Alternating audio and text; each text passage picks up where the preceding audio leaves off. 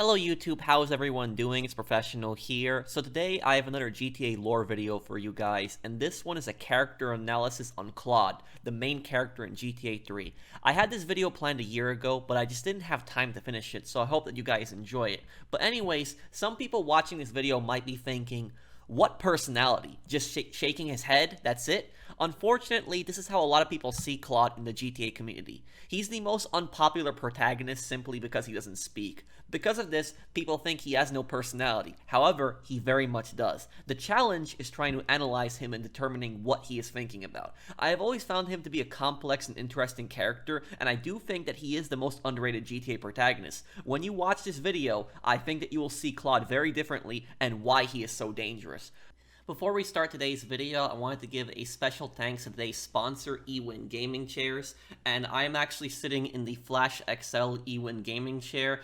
This chair I've had for a few months now, and this is the only chair that I use at my computer now. I use this chair for editing lore videos, like the lore video that I'm posting right here. I use this chair for streams, playthroughs, any kind of content I'm doing on my computer. It's the best gaming chair I've had. One of my favorite features about this gaming chair is actually the magnetic headrest on here, and the fact that you can just adjust this down here to whatever height you want. The chair also has a lot of adjustable armrests, and the chair additionally can hold up between 500 to 550 pounds, this specific model. There are other models on the site that can also hold up to 400 pounds, but this one specifically holds between 500 to 550 pounds. And the last time that I did a review on this chair, my testing wasn't the best. I didn't have that much stuff to put on the chair, and so I decided to do a better weight test. And so here I'm getting on the scale, and you guys see that I'm about 166 pounds. I tried to wear a jacket. I even actually wore my US World War II helmet, which is about 3 pounds, and I actually put on 2 cases of water while I actually stood on the chair. Do not do what I'm doing right here. Don't ever stand on the chair of wheels. I did it on the carpet here, so it wouldn't move. I don't recommend standing on a chair of wheels, but I just wanted to show you guys that the amount of pressure that I'm standing on the chair with those 2 cases of water, the chair can definitely hold a lot of weight. Additionally, use my code TP to get 20% off on eWin's website, and this code will take 20% off anything. It doesn't just have to be the Flash XL gaming chair. It'll work on any gaming chair on the website. It'll work on any gaming desk. They sell a few gaming desks. It'll work on the mats. Also, anything that's on eWin's site, it'll take 20% off. Even if there's a sale going on, it'll take that 20% off there. Thank you to eWin for sponsoring this video. Check out their site down below in the description and also the top pinned comment, and use my code TP once again. Thank you guys. So to start this video off, who is Claude exactly, and where is he from? A lot of people think that Claude's last name is actually Speed, but it's unknown what his last name is. This is because the main character of GTA 2, his name is Claude Speed, but he's a different Claude. But anyways, it's really a mystery where he's from. People think he's from San Fierro because he owned a garage there, but that's not proof that he's from there. For all we know, Claude could have killed someone and taken the deed to the garage. The garage is completely run down when CJ wins it in the race against Claude, which shows that he never really used it, at least as a business. That mute asshole, that fucking snake without a tongue, gave me this shithole instead of a pink slip. I must be the biggest fucking idiot in the whole fucking world. Holmes, take it easy. At least we're alive. Carl, friend, fellow traveler, relax, man. You're really killing my fucking vibe here. Well, I'm sorry I'm fucking up your vibe, old man, but I can't wait to get my hands on that mute and your bitch-ass cousin. My cousin? You're gonna diss my familia? My theory on the garage in San Fierro is this. Claude worked as a gun for hire in San Fierro for different gangs, and he got the deed as payment from a gang, or he killed someone for it. He probably used the garage as a safe house to sleep in. After all, Claude hangs out in old abandoned buildings. His first safe house is a rundown garage in an alley in Portland. Then he hangs out in an abandoned warehouse in Staunton Island. And lastly, in a rundown apartment complex in Shoreside Vale. The point is, Claude seems to constantly hang out in these rundown buildings, which is why I believe the garage was just a safe house for him, not a business. It was a place where he slept. Claude may also hang out at these places not to attract the attention of the authorities because they're abandoned. After all, in GTA 3, he is a wanted man, and buying all this expensive stuff with no legitimate job is a major red flag for the police. So why doesn't Claude talk exactly? Well, it's unknown, but just because he doesn't talk doesn't mean he doesn't have a personality. There is a false theory out there that people believe that Claude was shot in the neck by Catalina, and so he can't talk in GTA 3, but this is actually nonsense. Carl even calls Claude mute in GTA San Andreas, which takes place 9 years prior. Well, I'm Sorry I'm fucking up your vibe, old man, but I can't wait to get my hands on that mute and your bitch-ass cousin. My cousin? You're gonna diss my familia? Maria also comments on Claude being mute on the radio. All right, let's go over to here to line 79. Hello, you're on Chatterbox. Hello, is that Laszlo? Yes? Oh, wow, I'm on the radio. How exciting. Oh, thank you, Laszlo. Is this on the radio? I mean, am I actually on the radio right this second? Yes, you are. I'm sure it's very exciting for you, but what do you want to talk about? Oh, man, I mean, what else is there? I could go on all day, but, well, you know how it is, don't you, Laszlo? Not really. I mean, what's your name? What'd you call about? I'm sorry, I'm Maria, you know, Maria, like Mamma Mia, only different, you know, but, you know, men, M-E-N, it's a dirty word, there's only 3 letters. You know what I mean? I mean, your broadcasters are all the same, aren't you? I mean, I heard about you. You're always out on boys' nights. Whoa, what are you talking about? I'm married. One of those convenience jobs to protect you, I bet? I know what you're all like. You know more about men than I know about leopard skin furniture. So less of that clever stuff and give me some advice. I mean, come on, I got real problems. You see, okay, I had this boyfriend, and at first, he was real kind to me. He was a real gentleman, a little bit older and everything, but you know, he treated me really good. And then it all went wrong, and so, you know, I found someone else, and he seems real nice, but, you know, he don't talk too much, so I really can't tell if he likes me. And, well, I guess what I want to know is, you know, how do you tell if a guy is serious? I mean, you know, he treats me good, but he don't seem real interested in me. You know, he's always working and hanging out with the guys. Say, you don't think he's like you, do you? What do you mean like me? Well, what are you insinuating? That he's on the radio? Well, probably not. You're listening to Chatterbox, where your opinion matters, or at least we say that. Let's go over here to line 4. Hello, caller, what's your name? So why doesn't Claude talk exactly? Well, we don't know, but I'm going to make a guess here and say he can't talk. I think he is mute for some unknown reason. It would make much more sense for him to talk at times, and you can see Claude get upset at times, like when he's being yelled at by Ray, or when Maria tells him that she told Salvatore that they were having an affair. Listen, Salvatore thinks that we're going behind his back, so he was offering you to the cartel in order to make a deal. I couldn't let him do that. I mean, the worst thing is, it's all my fault because I told him we were an item. Don't ask me why, I don't know. Look, you're a marked man on the Mafia turf, and I've got to get out of here, too. I've seen too much killing, too much blood. Look, this is a friend of mine, okay? She's an old friend. It's so good. She's someone we could trust. Come on, enough of the speeches. We better get out of here before we get more hysterical Italians wanting less friendly reunions. If you look at Claude's hand gesture, he is basically saying, oh, come on, what the hell? The reason he doesn't talk will probably never be explained, but I do believe that he cannot talk, as it would have been a lot easier for him throughout the story. Additionally, about Claude's nationality, we know that Claude is not an Italian-American because Joey Leone actually mentions this. She purrs, you know what I mean? Oh, here's the guy I was telling you about. All right, listen, this guy, he ain't Italian and he's no mechanic, but he could get things fixed. This is Pop's capo, Toni Cipriani. Yeah, I'm Toni Cipriani. When it comes to the name Claude, Claude is mostly a French name. It is most common with French nationalities, so it's entirely possible that Claude might not even be American. Claude could be from France. Claude might be from Quebec. We don't know. The only thing we know is that he has a French first name. But the thing about that is that might not even be his first name. We don't know the whole backstory about that. That might have been a nickname that somebody called him, and maybe he just kept it for so long. Some people speculate that Claude does not know how to speak English, his first language is French, and so that's why he does not speak, but he seems to understand every single character perfectly, whatever instructions they give him, whatever they tell him. So my theory, again, is that Claude just cannot talk. That's just my theory on it. I don't know the exact reason for it, I just know that he just cannot talk. That's just from everything that I've seen, that's just my personal opinion on it. Claude meets Catalina somewhere on the outskirts of San Fierro. That is where they first meet. After all, the countryside where CJ was not too far from the city. But now here's the question. Why did Catalina dump CJ for Claude? The simple reason is because Claude never criticizes her. On several occasions, CJ will tell Catalina to calm down. I mean, just listen to this. You're fucking psycho! All you little men are scared of strong women. If we're passionate, you say we're crazy. If we're upset, you say we're hysterical. We sleep with men, we're sluts. If we don't put out, we're frigid bitches. Who you calling little men? You went berserk back there. That was just another day at the office. You can't stand the heat? Go put your tiny balls in the freezer. Tiny balls? Now just wait a minute. Enough! Just shut up and drive. I'm counting the fucking money. Take me home, Carl. Okay, look, but we gotta talk about something.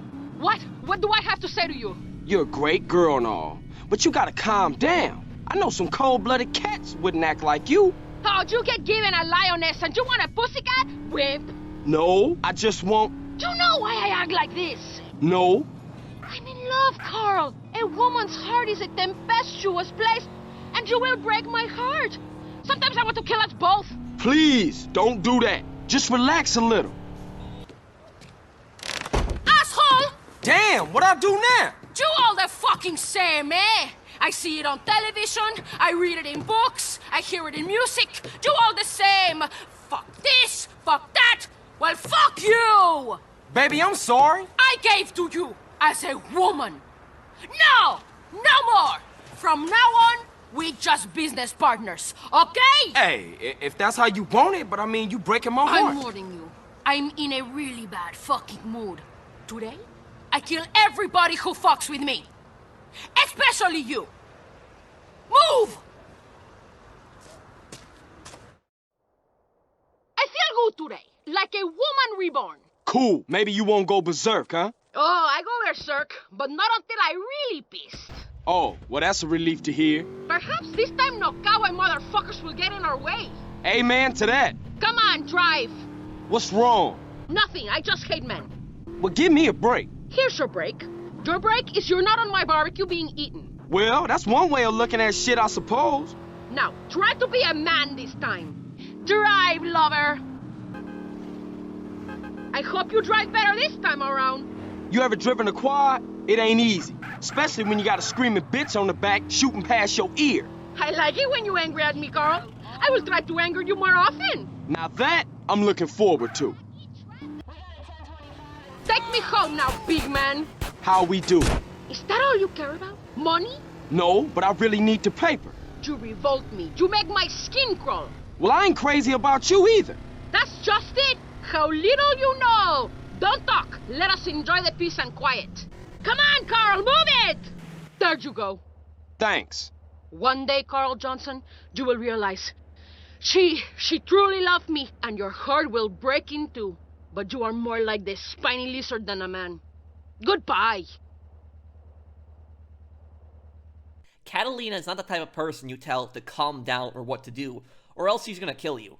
She definitely wanted to kill CJ, as we can see from the story, but why doesn't she? There's two reasons she never kills CJ. One is that she needs a partner for her robberies, and two, CJ is Caesar's brother-in-law, or to-be brother-in-law, later. She knows that killing CJ will start a fight in her own family. Now, we don't know how close Catalina was to Caesar, but we do know that she thinks highly of him, because she says Caesar said, "You are a real man." This means that she believes Caesar's word that CJ was a tough guy.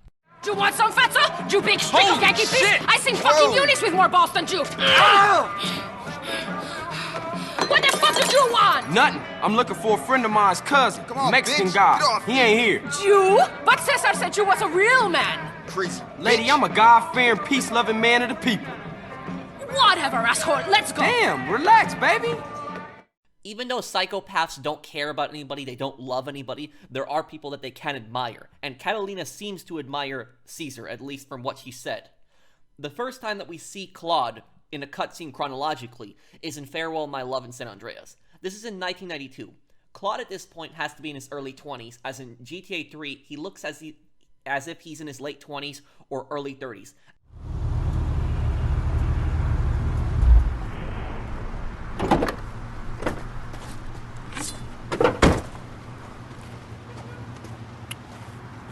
Damn, man, now what? Big!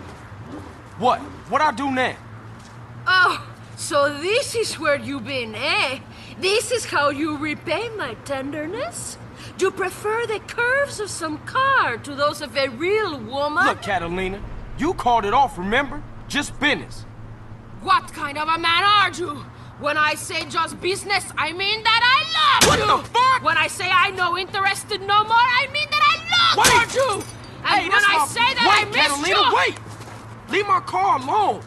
I did this for us, for me and you.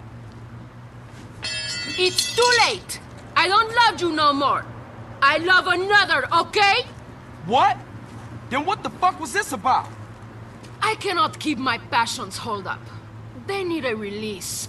That was a good release. Like hitting a man with a frying pan while he sleeps. This, Carl? This is my new man. Are you jealous? Are you going to fight for me? Huh? Nah, I could take rejection. You are jealous and a coward. Now let's race! Crazy bitch. He doesn't make any kind of gesture directly towards CJ, but keeps making the same face and staring. Also, notice how he immediately stops looking at his car when Catalina starts arguing with CJ. You have the unfair advantage! Being a better driver ain't no unfair advantage. You think you're clever, but it is you who is missing the point. Not only was he racing, but he was satisfying me. Fully. What are you gonna say about that? The advantage of a stick shift, I guess. Yeah, whatever. Anyway, man, what is it? Cash or pink slip? There you go. Goodbye, Mr. Johnson. I will not be missing you. Hey, wait a minute, bitch! What is this shit? The deed to a garage in San Fierro. My lover needs his car so we can go to Liberty City. Liberty City? Yeah, whatever. Have a good time. I will. Fine. Okay. Go. I ain't gonna miss you. Goodbye. When CJ asks what this is, Claude turns towards him and stares at him. I honestly believe that Claude was about to kill CJ at this point if Catalina told him to do so. CJ actually kind of backs off here. He knows how much of a psycho Catalina is and doesn't want to anger Claude. Claude manages to make CJ back off just with his presence alone. His demeanor, straight face, and sharp look convinces CJ it's probably best to back off. And for people who criticize CJ for this, saying that he backed down, he did the right thing. It's best not to start a fight with them. Who would want to provoke two psychopaths? I mean, you just won the race. You don't want to start a fight now. Over the next 9 years, Catalina and Claude travel the country, committing various robberies and murders. And this is the major hint at Claude's personality. It's who he dates, Catalina. Remember, CJ couldn't even handle dating Catalina for a week, but Claude somehow handled it fine for 9 years. 9 years. The reason Catalina likes him is because he doesn't talk back to her. He does everything she tells him to do and doesn't interfere when she does horrible things. She can shoot people, go psycho, and Claude does not care. She can kill as many people as she wants. As long as the violence isn't directed at him, he could care less who Catalina kills or harms. This shows you what a cold-blooded person Claude is. Even though in GTA 3, the first person that he kills, other than civilians, is the drug dealer for Luigi. But he's killed dozens of people before this. The reason Catalina and Claude stayed together is because they are both cold-blooded psychopaths. I know you have heard me say psychopath before, like with Dimitri in GTA, but I truly believe that both Claude and Catalina are psychopaths. A psychopath is someone who cannot feel empathy for others. This means he or she can't feel bad for them or even have remorse for them when they do horrible things. They have no feelings towards anybody else but themselves. This is both Claude and Catalina. In essence, this means that Claude has no loyalty to anyone in the entire GTA series. He's not even loyal to Catalina, truly. He's only with her more for convenience, for the robberies. He sees her as a capable person to be with, they're committing robberies, and he ends up dating her, but he is only truly loyal to himself. There are times when he might have been loyal to others, but we will come back to that point later, as well as explain his psychopathic traits a little bit later. At the start of GTA 3, Claude is betrayed by Catalina, who he spent the last 9 years robbing various states with until they got to Liberty City. They eventually do end up joining the Colombian Cartel. Even though Miguel would be the leader at this time, Catalina seems to have taken control of it from him, and she becomes the new leader. So why does Catalina betray Claude at the start of GTA 3, even though they were together for 9 years? It's simple. She's greedy, and she got bored of him. So now here's the question. Why does Catalina mock CJ over dumping him for Claude? She seems to call him several times throughout the story.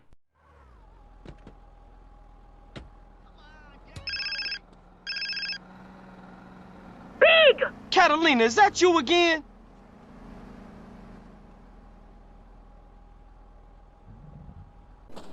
Hey. Tiny bald idiota! Catalina, hey, I know it's you.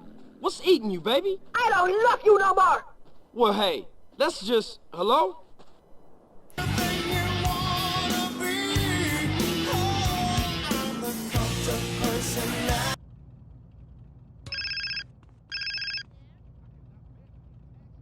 I know it's you stinking perro! Look, just say what you gotta say. I ain't interested in the stupid games. Stupid games?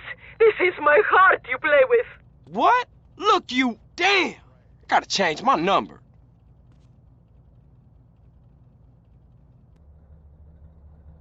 Hello, Claude, baby. I thought I called to say how much I love you and how well endowed you are.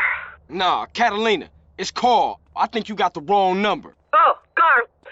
So sorry. It is such an easy mistake to make, especially when I am so light-headed with love and lust. Yeah, well, No time. Bye. Hey, what's up? Hello? Yes, Claude. Faster, harder, deeper. Oh, yes. Yes, yes. Catalina, you sick. Get help. And you, Carl, you are jealous. Now that one call where she claimed it was an accident, she did it clearly on purpose. And think about calling Claude. It would be kind of weird, wouldn't it, since he doesn't say anything? And in 2001, 9 years later, Claude doesn't even have a cell phone. He has a pager where he has texted on. Sure, he has called it like payphones, but that's random payphones. He doesn't have a cell phone. He just uses a pager. So Catalina clearly called CJ on purpose, and when she said it was a mistake, yeah, no, she was calling CJ on purpose. Catalina was calling to make him jealous. She's not just a psychopath, but a sadist and a narcissist. A sadist is someone who enjoys the suffering of others, especially either physically or emotionally. And a narcissist is someone who believes they are smarter and better than everyone around them, and everyone to them is just a tool, nothing else. Catalina was trying to make CJ jealous. She was hoping CJ would get really angry and fight for her, possibly fight Claude. If both CJ and Claude got into a fight, Catalina probably would have enjoyed watching that. However, CJ's reaction is not the reaction she wanted. When CJ said that she called it off, remember, and it's just business, she gets really angry and says, when I told you I don't want you no more, it means I love you. Where you been, eh? This is how you repay my tenderness? You prefer the curves of some car to those of a real woman? Look, Catalina, you called it off, remember? Just business. What kind of a man are you? When I say just business, I mean that I love you! What the fuck? When I say I no interested no more, I mean that I love you! And Hey, when I say that I miss Catalina, you... wait! Leave my car alone! I did this for us, for me and you. It's too late! I don't love you no more. I love another, okay? She is always used to getting her way, and when she doesn't, she freaks out, which is why she calls CJ a coward when he says, no, I can take rejection. This Carl? This is my new man. Are you jealous? Are you going to fight for me? Huh? Nah, I could take rejection. You are jealous and a coward. Now let's race! At the end of the race, again, she's mocking CJ, hoping to make him jealous, but it doesn't work out. She's just psychotic, it's part of her personality, and she hates anyone criticizing her. There's nothing a narcissist hates more than someone they have to work with criticizing them. That's why she has temper tantrums and she dumps CJ for Claude. And the best thing that she can do at this point is to make CJ rage and jealous, which fails and gets her even more angry. Remember, she can't kill CJ because Caesar would obviously put two and two together and figure out that she did it. Now, whether she loves Caesar or fears him or a combination of both, we don't know. But she takes Caesar's word at full, and so she's not going to hurt CJ because of that. Now, moving on. Like I said, Catalina betrays Claude because she got bored of him.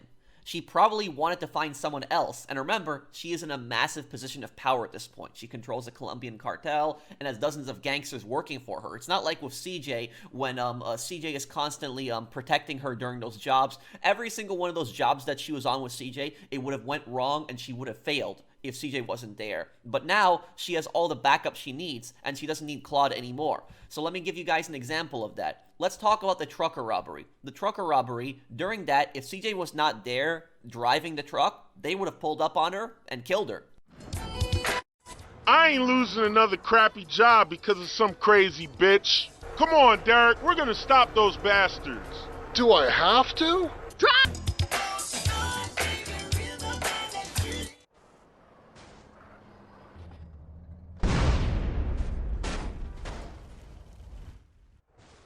Colombian. During the liquor store robbery, she couldn't drive and shoot the robber. She needed CJ for that. Cowboy assholes. Hang back a while, see what's what. We got the cash. Let's get out of here. Those maricon bastards have our money. That's my money. Bleed, stupid motherfucker. Carl, you drive. I'll shoot. Come on, move your fucking butt. Can't hear anything. I'm deaf.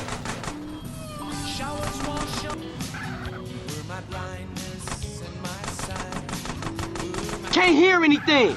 I'm deaf. Hey, I'll have that now. During the betting shop robbery, she needed CJ to watch the hostages while she robbed the safe. Not man enough? Here, Carl. Satchel charges. Where the hell'd you get them?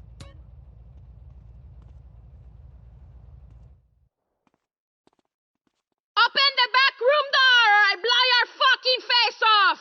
Leave the panic button or I'll kill your children too! I warned you, you stupid bitch! Stupid fucking bitch! Now I kill you! Eat my shit!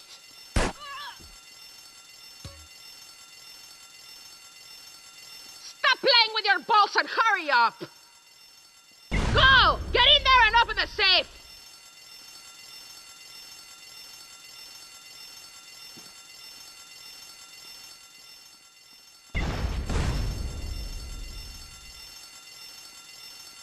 Okay, I got it. About fucking time! You're a fucking slut! Whatever, let's roll. And during the bank robbery, she needed CJ to watch the hostages and also to save her when her bike crashed. Don't even think about doing anything, motherfucker! Hand over every last dollar! Now, bitch! I'm going to empty the safe! Keep these idiots covered! Alright, you heard the lady. No heroic shit.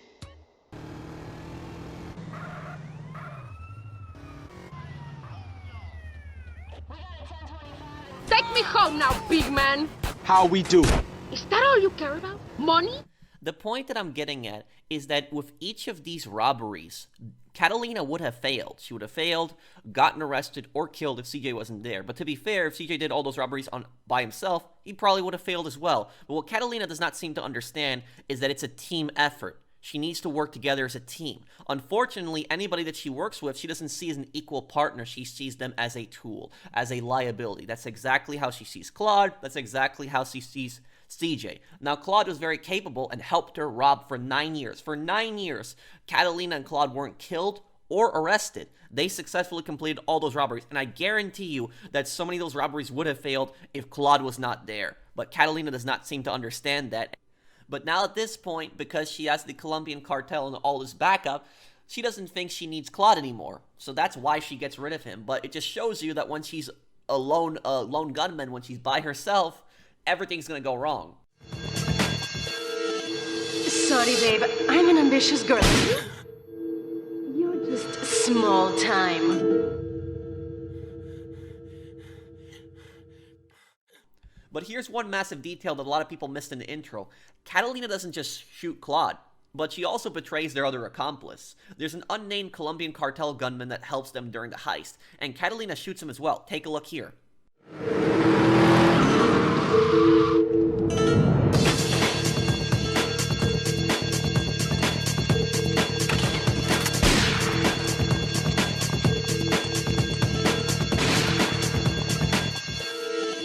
Sorry, babe. I'm an ambitious girl. You're just small time. But why? The reason is because it's one less person she needs to give a cut to. She's greedy. Catalina probably tried to create some story that Claude and the gunman died in the robbery, but when the media says that she betrayed Claude, no one dares question her on it. They are scared of her. Claude escapes being sent to prison when his prison transport is ambushed by the Colombian cartel, who are looking for the Oriental gentleman. That's a topic for another lore video I will cover in the future, but 8-Ball and Claude manage to escape after knocking out the guards. 8-Ball shows Claude to a place he can lay low, and then introduces him to Luigi. You're a dickhead.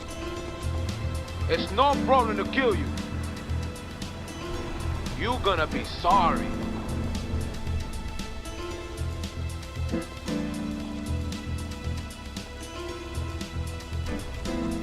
Aye, get lost.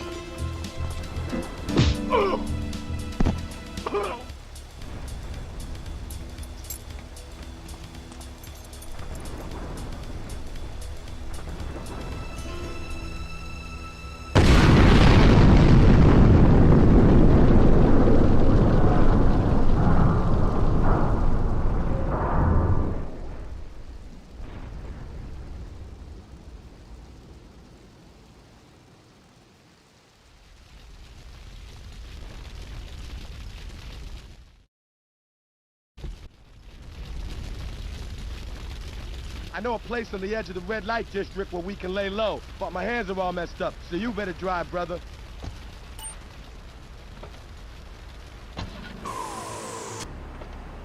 This is the place right here. Let's get off the street and find a change of clothes.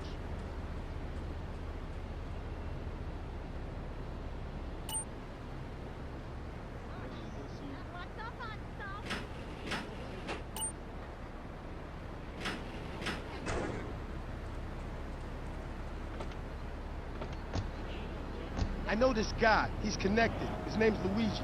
Me and him go back, so I can probably get you some work. Come on, let's head over there.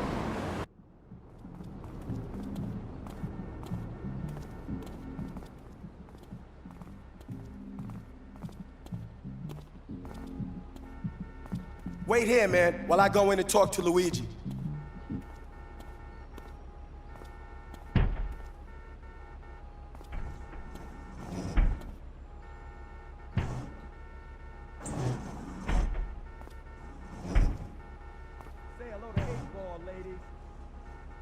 Eight Ball's got some business upstairs. Well, maybe you could do me a favor.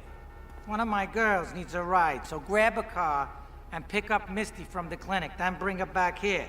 Remember, no one messes with my girls.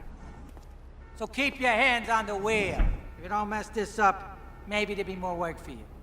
Now get out of here.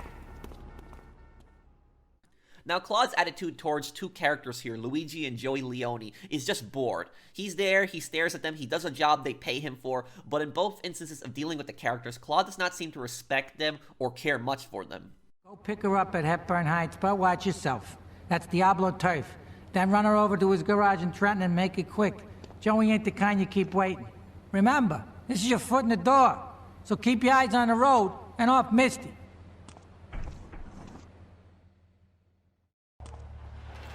Chunky Lee Chong is pushing Spank for some new gang from Colombia or Colorado or something, I'm not really sure. Who needs details? Anyway, he's got a noodle stand down in Chinatown. That rat has sold his last stir fry. I want you to take him out. If you need a piece, go around back of Ammunition opposite the subway. Sort yourself with a 9. You know where it is, right? Well, remember, just watch your back in Chinatown. It's triad territory. It's not until he meets Toni Cipriani that Claude starts to show some level of respect. Just look at how Claude runs over to Toni and pays close attention to him. Take a seat, kid. Take a goddamn seat. So the laundry won't pay any protection, huh? The triads think they can mess with me? Let's teach these would-be tough guys what it means to be a tough guy. Teach him some respect. No son of mine gets to buy some triads. Godfather, sorry, Ma. soul took no crap from no triads. Yes, Ma. Italy. I want you to destroy their laundry vans and mangle any triad gimp that gets in your way. 8 Ball can supply you with what you're gonna need. His body language is different. Even though Claude doesn't speak, we can see from his body that he doesn't respect Joey or Luigi, but shows way more respect for Toni. But I think he's a little creeped out by Toni's mother. Let's look at how Claude interacts with Salvatore. Terrific, terrific. Now listen, you guys, you go inside while I talk to our new friend here. I see nothing but good things for you, my boy. Leave us alone for a minute. The Colombian cartel is making spank somewhere in Liberty, but we don't know where. And they seem to know everything we're doing before we do. We got us a rat. There's a guy named Curly Bob, works the bar at Luigi's. He's been throwing more money around than he's earning. He ain't pimping or pushing, so he must be talking. He usually gets a taxi home after work, so follow him. And if he's ratting us out, kill him.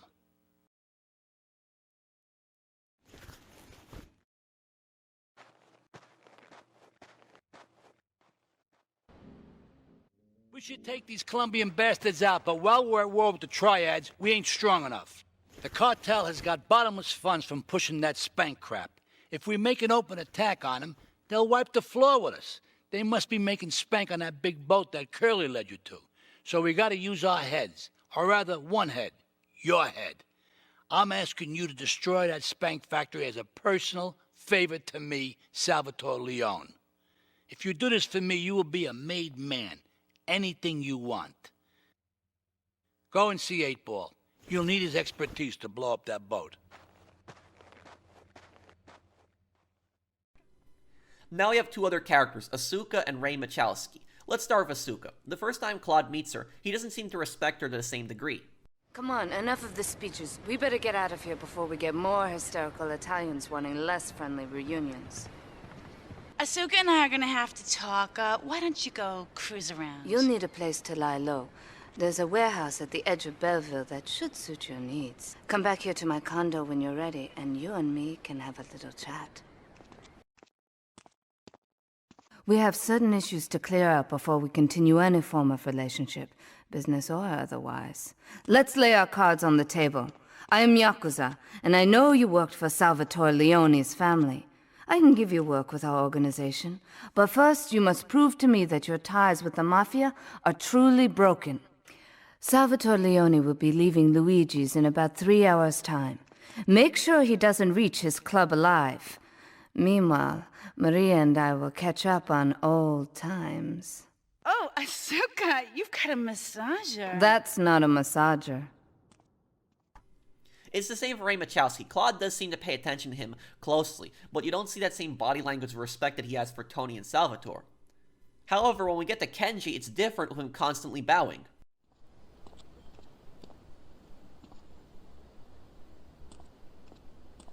My sister speaks highly of you, though I'm yet to be convinced that a guy Jin can offer anything but disappointment. Perhaps you could help deal with a situation that has me at a disadvantage. Make sure you guys pay attention to Claude's interactions with Kenji, because it does show a little bit of his personality. It is impossible to overestimate the importance of etiquette in this line of work. Terms with the Jamaicans in order to humiliate us further. They are finalizing a deal across town. Take one of my men, steal a Yardley car, and go pay your respects to the Colombians. Our honor demands that you leave no one alive! To be truly strong, it is important that you never show weakness. The businesses fortunate enough to have our protection settle their accounts today. Go and collect the money immediately, so we can enter it into the casino accounts. Additionally, when Claude meets Donald Love, he shows way more respect towards him, or at least respect towards the power that he holds. Just look at the hand gesture that Claude is doing at their second meeting. I've noticed the Yakuza and the Colombians are far from friends. Let's capitalize on this business opportunity. I want you to kill the Yakuza Wakagashira, Kenji Kasen. Kenji is attending a meeting at the top of the multi-story car park in Newport. Get a cartel gang car and eliminate him. The Yakuza must blame the cartel for this declaration of war.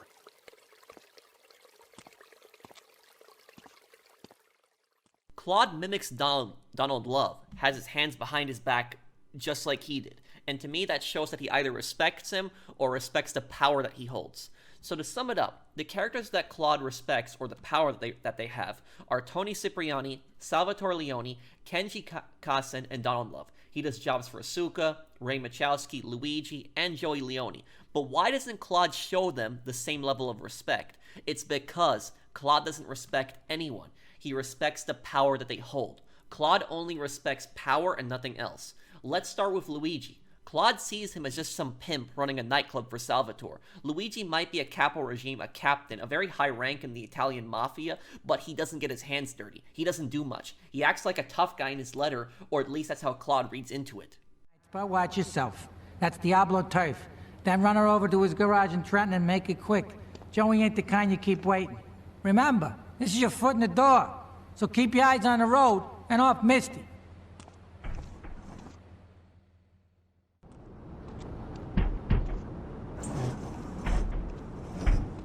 Luigi said to give you this, so here, take it. There's a new high on the street. Goes by the name of Spank. Some wise guy. guys, then introducing this trash to my girls down Portland Harbor. Go and introduce a bat to his face. Then take his car, respray it. I want compensation for this insult. Now about Joey. He's in a position of power, isn't he? He's the son of the boss. Well, not really. Joey is not boss material. Just because he's the son of the boss doesn't mean he knows what he's doing. Claude also sees how Joey is embarrassed in front of his father. We'll all go down to the club and celebrate, okay? Here's my boy. How you doing, Pop? You got yourself a good woman yet? Hey, your mother, God bless her soul, would be turning over in her grave to see you without a wife. I know, Pop. I'm working on it. But with Toni, it's different. While Claude doesn't think much of him at first, it's after Toni takes him to the laundromat. Toni tells Claude to wait in the car and that he will take care of this. Wait here. Keep the engine running. This ain't a social call.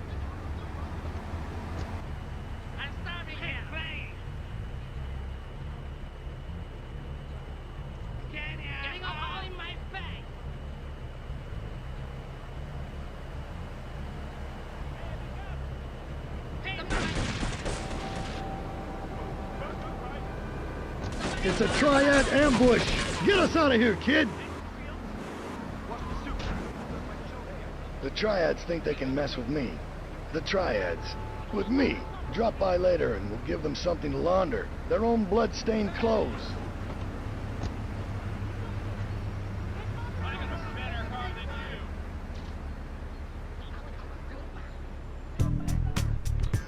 This definitely impressed Claude, because he didn't see Toni as some chump sending him in as backup. Toni said, I will take care of this, you wait here in the car, the store owes me money, and he goes in with a bat to do it himself. He takes care of it on his own. Luigi was just some pimp that was a made man. He got his position in less than 3 years, and Joey was just born lucky as a Don's son. But Toni worked his way up and wasn't afraid to get his hands dirty. He saw Toni as a guy who went from nothing to becoming the boss's right-hand man. However, if Claude saw Toni 3 years ago doing nothing after Salvatore scammed him out of $500,000, he would have lost probably all respect that he had for him, or at least for his power. Additionally, I wanted to make one other comment on Toni Cipriani, and that is that Claude might have actually lost respect for him, or at least the power that he holds, over time, and might have stopped caring about him. Claude might only see Toni Cipriani as a paycheck, nothing more, just like a lot of the other characters in the game. The reason that I say this is because there's actually what people claim to be a mistake in the script in the game, with actually Toni actually supposedly saying his name wrong, but I actually don't think that it's a mistake. This is what people are talking about right here. Take a listen to this. Tony's off making people bleed. Or trying to. He'll never be as tough as his pop. But he left you a note on the table. The laundry has agreed to pay. You did real good, kid. Go collect the cash and bring it back here. Watch out for the triads. They may be shoving a firecracker up your ass. But don't take no crap. Nobody, I mean nobody, messes with Toni Cipriani. So if you notice, when Claude reads the letter that Toni left for him, Toni reads it as Toni Cipriani. Cipriani. And a lot of people are saying, oh, he's pronouncing his name wrong because his name is pronounced Toni Cipriani, not Cipriani. However, if you listen to how Joey Leone pronounces the name, and you listen to how Toni Cipriani pronounces the name, it's actually Cipriani. Listen to this. Toni, I've tuned her real sweet. She purrs, you know what I mean? Oh, here's the guy I was telling you about. All right, listen, this guy, he ain't Italian and he's no mechanic, but he could get things fixed. This is Pop's capo, Toni Cipriani. Yeah, I'm Toni Cipriani. So why is it actually pronounced Cipriani here? The reason it's pronounced Cipriani here is because Claude is reading it to himself. And Claude did not even pay attention to what Toni's last name is. He probably didn't even care what Toni's last name is, and that's why he actually read it wrong. Now it comes down to Salvatore. Why does Claude respect the power that Salvatore has? It's because he runs the most powerful mafia family in America, and he's an old man. Old criminals are actually the scariest criminals, because they have survived for so long. Salvatore is still the leader after decades, which shows to Claude the amount of power and influence he has. He doesn't get to live that old in being the boss of a family unless he's very intelligent. Now let's talk about Asuka. So why doesn't Claude show that same level of respect? Because she's not the leader of the Yakuza and does not seem to have much power, where Kenji, on the other hand, has way more power. He owns a casino and leads the Yakuza. He's in a much bigger position of power than Asuka. And then we have Donald Love. who is the richest and most powerful man in Liberty City. He is a ruthless businessman who would do anything to get to the top, which is why Claude admires him. But I know what people are going to ask me. If Claude respects Kenji and Salvatore, or at least the power that they hold, why does he kill both of them? It's because, like I said, he doesn't respect the individual directly, but instead the power that they hold. And I know people will also say, but didn't you say he's a psychopath and psychopaths can't care for anyone? Yes, exactly. He doesn't care for any of them, but respects their power. Psychopaths are incapable of caring for somebody or loving someone, but they very much can admire someone. But most of the time, the people psychopaths admire and look up to are pretty bad people. Like, for example, a psychopath might admire someone who creates a smart scam and takes advantage of victims. They admire that person for their smarts, even if it's used for nefarious purposes. And it's the same with Claude and Catalina. There is no proof that Claude really loved Catalina. Sure, they were in a relationship, but that's not 100% proof that they loved each other. Psychopaths can be in relationships, but they won't ever truly love their partner. Claude and Catalina were in a relationship out of business. Claude saw Catalina as a capable woman and probably admired her for seizing control of the cartel, but didn't truly love her. Catalina, when she felt she didn't need Claude anymore, tried to get rid of him. As for Maria, there is no proof that Claude cares for her at all, but I will come back to her later. And as for 8-Ball, he isn't really Claude's friend. 8-Ball and Claude escaped together, and 8-Ball hooked him up with work, but that doesn't mean that Claude considered him a friend. I know a lot of you guys voted for 8-Ball being Claude's friend in the poll that I made, but there is really no proof that he considered 8-Ball his friend. 8-Ball might have felt that way, but Claude definitely didn't.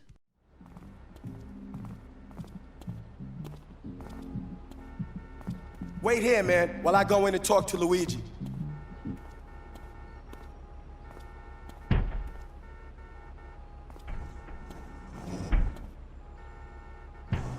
I know people will point to Claude saving 8-Ball from the Colombian cartel as proof that they are friends, but not really. Claude needed 8-Ball to plant the bomb. Yo, my man. Salvatore phoned ahead, but a job like this is gonna need a lot of fireworks. I'll need $100,000 to cover expenses. But you know, with me, you get a lot of bang for your buck.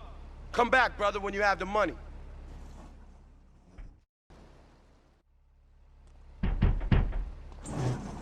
Okay, let's do this then. I can set this baby to detonate, but I still can't use a piece with these hands. Here, this rifle should help you pop some heads.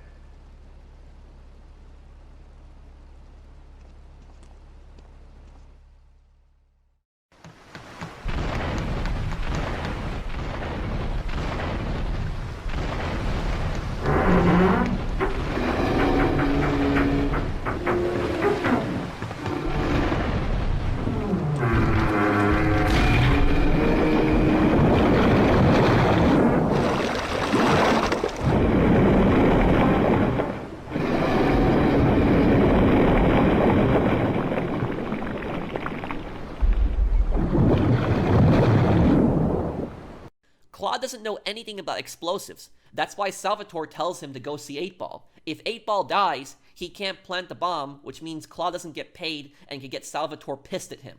That's why he protects 8-Ball. Not over friendship, but because he's being paid to do so.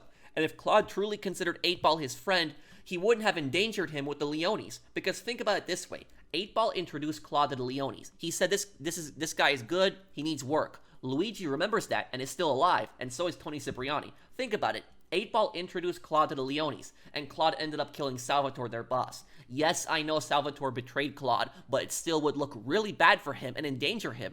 Because remember, he brought Claude in, and Claude ended up killing their boss. Maybe Claude can't speak, but at least he could have texted or paged 8-Ball and said, listen, I'm going after Salvatore. You gotta clear out and get out of town or they might come after you. But nope, he doesn't care. Claude has no friends.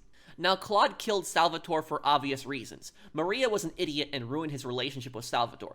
Claude probably thought to himself that he would be more powerful by becoming a made man after Salvatore offered it to him. So we gotta use our heads, or rather one head, your head. I'm asking you to destroy that spank factory as a personal favor to me, Salvatore Leone. If you do this for me, you will be a made man. Anything you want. Go and see 8-Ball. You'll need his expertise to blow up that boat. Claude teams up with the Yakuza because they offer him work and because they are stronger than the Leones now. Remember, Claude respects power. Even though the Leones were the most powerful mafia in the US at this time, the Yakuza were now actually stronger than the Leones. The reason the Yakuza are stronger is because the Leones were at war with the Triads and now the Colombian Cartel. Remember, Salvatore even told Claude if they launch an open attack on them, they will be wiped out. We should take these Colombian bastards out, but while we're at war with the Triads, we ain't strong enough. The cartel has got bottomless funds from pushing that spank crap. If we make an open attack on them, they'll wipe the floor with us. They must be making spank on that big boat that Curly led you to. And according to Maria, Salvatore is trying to make a deal with the cartel. Thinks that we're going behind his back, so he was offering you to the cartel in order to make a deal. I couldn't let him do that. I mean, the worst thing is, it's all my fault because I told him we were an item. Don't ask me why. I don't know. We have certain issues to clear up before we continue any form of relationship, business or otherwise. Let's lay our cards on the table. I am Yakuza, and I know you worked for Salvatore Leone's family. I can give you work with our organization, but first you must prove to me that your ties with the Mafia are truly broken. Salvatore Leone will be leaving Luigi's in about 3 hours' time. Make sure he doesn't reach his club alive. Meanwhile, Maria and I will catch up on old times. Oh, Asuka, you've got a massager. That's not a massager. So the Leones screwed Claude over and they were losing. The Yakuza had no active conflicts at this time, and judging by the fact that the Leones don't come after them, it shows that the Leones had bigger problems to deal with at that time. Maybe a power struggle between Joey and Toni, a war with the Triads and the Cartel. So why does Claude betray Kenji, betraying Asuka at the same time? Claude owes Asuka his life after she saved him from the Leones and gave him shelter in Staunton Island, but he still betrays Kenji. Now, there's a massive false theory that people push, which is that Claude killed Kenji for Donald Love, mainly because of this. A lot of people think that Claude killed Kenji because of this scene right here. You. How fitting you should choose this moment to show your worthless face. It would appear your attempts to dissuade the Jamaicans from becoming bedfellows with the cartel were wholly inadequate. Yardy pushers line Liberty streets selling packets of spank like they were selling hot dogs.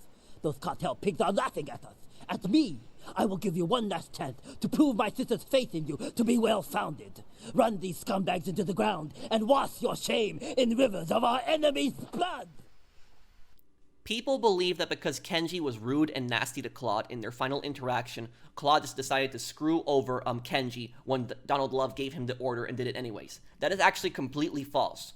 Claude didn't kill Kenji because he was rude to him, and I have proof right here for my claim. Take a look at this map right here. You see, I haven't even started Kenji's first mission, but look, I can do Donald Love's mission to kill Kenji.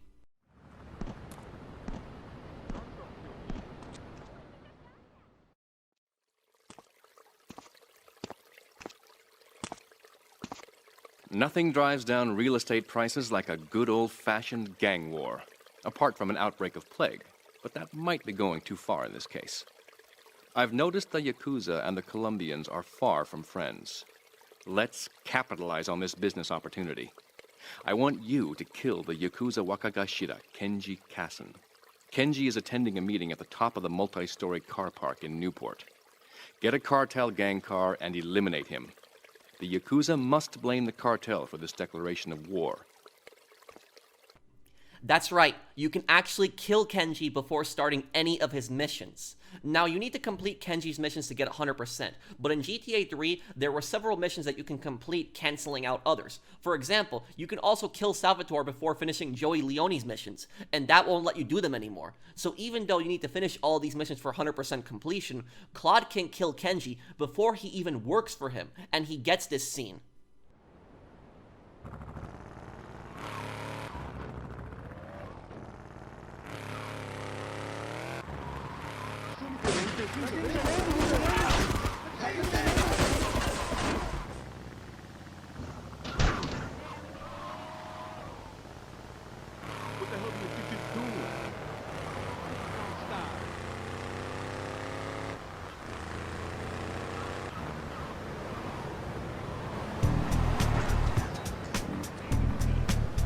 So I'm so tired of people saying that Claude killed Kenji mainly because he was rude to him. No. Claude would have screwed him over regardless of whether he was rude to him or not. Like I said, he killed him in my playthrough right here on the first, without even completing his first mission. So I went to Donald Love, I started doing his missions, and I killed Kenji before he even had that rude interaction with him. So now here's the question. Why does Claude kill Kenji exactly? Most people think it's because he was rude to him in his final mission and called him useless, but this is actually further from the truth. Let's take a look at Ray Machowski's mission, Plaster Blaster. After Claude failed to kill Leon McCaffrey, Ray was furious, absolutely angry at Claude, and you can argue he was even more rude to him than Kenji was. You can see that Claude is clearly uncomfortable at being yelled at like this. So Ray treated him far worse than Kenji did. But why did Claude kill Kenji and not Ray? Take a look at this. You useless bastard! You totally messed up! My ass is on the line, and you can't even kill a goddamn fly! I paid you good money to kill that witness, and he ain't dead! And today he's gonna make a federal deposition! He's being moved any second now from the Carson General Hospital up in Rockford. If he squeals, I squeal! It's not because Kenji screamed at him. He would have done that regardless, but it's because of what Donald Love says right here.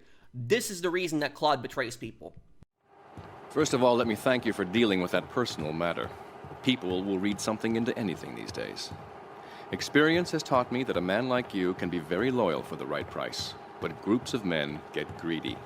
Claude betrays people when he finds someone stronger and willing to pay him more. That is the reason that he betrays people. And in Ray's final mission, he tells Claude to take him to the airport when the CIA are after him and are blocking the bridge. Claude agrees, and then Ray tells him to check out a lockup where his payment will be. Now, this seems very suspicious, but I think that Claude knows that Ray owes him his life and just got him past the CIA, plus killed every single person that was threatening Ray beforehand. It would be stupid for Ray to betray Claude. It would be a death sentence. He knows how capable he is, so he doesn't risk it. As for Donald Love, he was one of the few characters in the game that actually understood Claude and knew how Claude operated. Donald Love was a ruthless businessman, and he understood money. He knew that so long as no one else offered more than him, Claude would stay loyal to him only. Donald Love is arguably the most powerful person that Claude works for. He might not have the manpower that some other gangs have, but he has more money than all of them combined. Plus, he controls Love Media and has massive influence in Liberty City. He owns skyscrapers. I think that Claude does admire Donald Love because he doesn't expect blind loyalty to him like Salvatore or Kenji did and knows he only cares about money. He offers him advice on a few occasions and he tells him straight up that I know you work for money. A lesson in business, my friend. If you have a unique commodity, the world and his wife will try to wrestle it from your grasp, even if they have little understanding as to its true value. SWAT teams have cordoned off the area around my associate in the package. Get over there, pick up the van, and act as a decoy. Keep them busy, and he should make good his escape.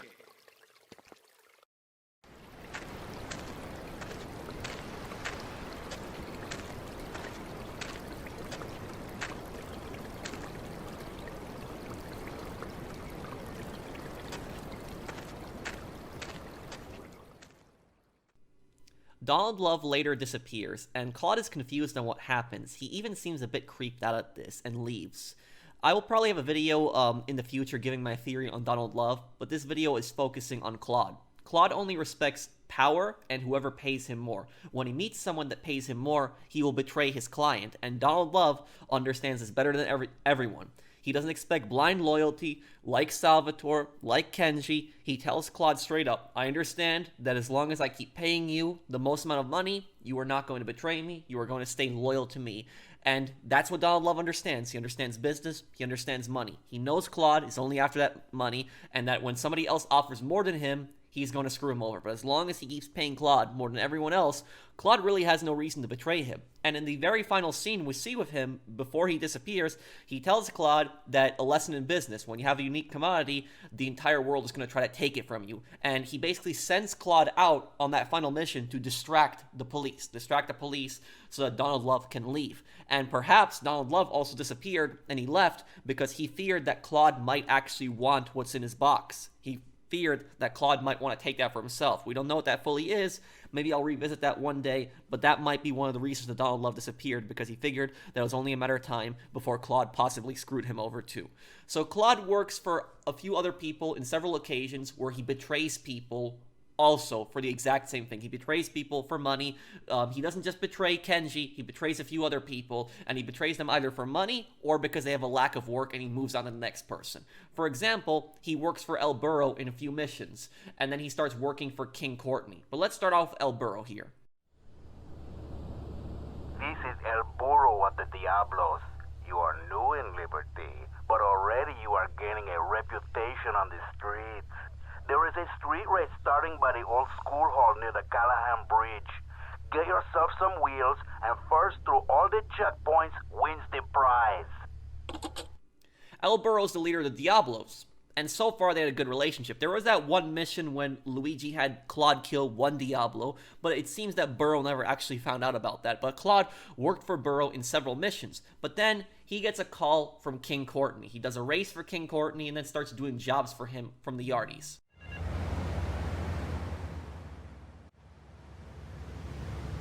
I need to see if you're capable of doing me dirty work. See if you're family or not, don't you know?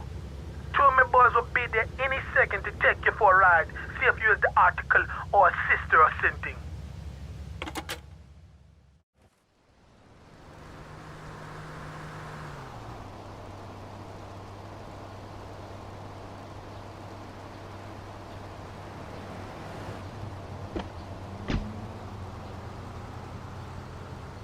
We're going for a little ride into Hepburn Heights. Kill me some filthy Diablo boo-boos been batting up me lady Queen Lizzie. You do the driving and the shooting and the dally and a boot. We'll make sure you don't get cold feet.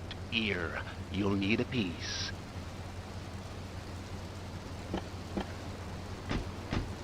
Laughing vampires dance! Let's drive. King Courtney's men tell Claude they're going to kill some Diablos and want to see him do it. Claude happily agrees. The Diablos are Burro's gang, the guy that he had worked for earlier. While Courtney offers similar payment and a little less than Burro at times, El Burro has no more work left for Claude. So because Burro has no more work left for Claude, Claude sees him as useless to him. So Claude moves on to working for King Courtney because he will pay him even if it means betraying Burro. After this, the Diablos are hostile to Claude, so Claude pisses off another gang and he doesn't care. Another instance of Claude betraying his employer is with Marty Chonks. Marty Chonks hires Claude to kill various people, including his banker, wife, and two thieves who betrayed him. In the first mission, Claude is paid $1,000. The other two, both $2,000. On the final mission, Claude will probably be paid another $2,000. However, when he picks up Carl, who Marty owes money to, and his wife's lover, he tells Claude right away that he will kill Marty, Claude's employer. Claude still drops him off, even though he just admits that he's going to kill his employer. Marty sent you, huh? Okay, I'm gonna show that kid the meaning of the word business. Carl, hi. I need more time to get your money. But if you just step into my office... It's far too late for that, Marty. You had your chance. But now, I'm taking over the business.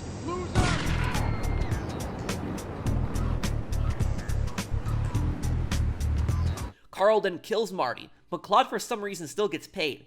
How is this possible if his employer is dead? Well, take a look at the payment. I put up all the payment numbers on the screen right here. The final payment is $4,000, double from what the last two missions paid. Remember, the first mission from Marty paid $1,000. The second and third paid $2,000. The final one paid $4,000. And to top that off, Carl doesn't fire at Claude after he kills Marty. So where did this extra money come from? Simple. It came from Carl. Carl paid Claude off, and he understood that Claude was just a gun for hire and only cared about money. That's why Claude's final payment is double what he was offered from Marty.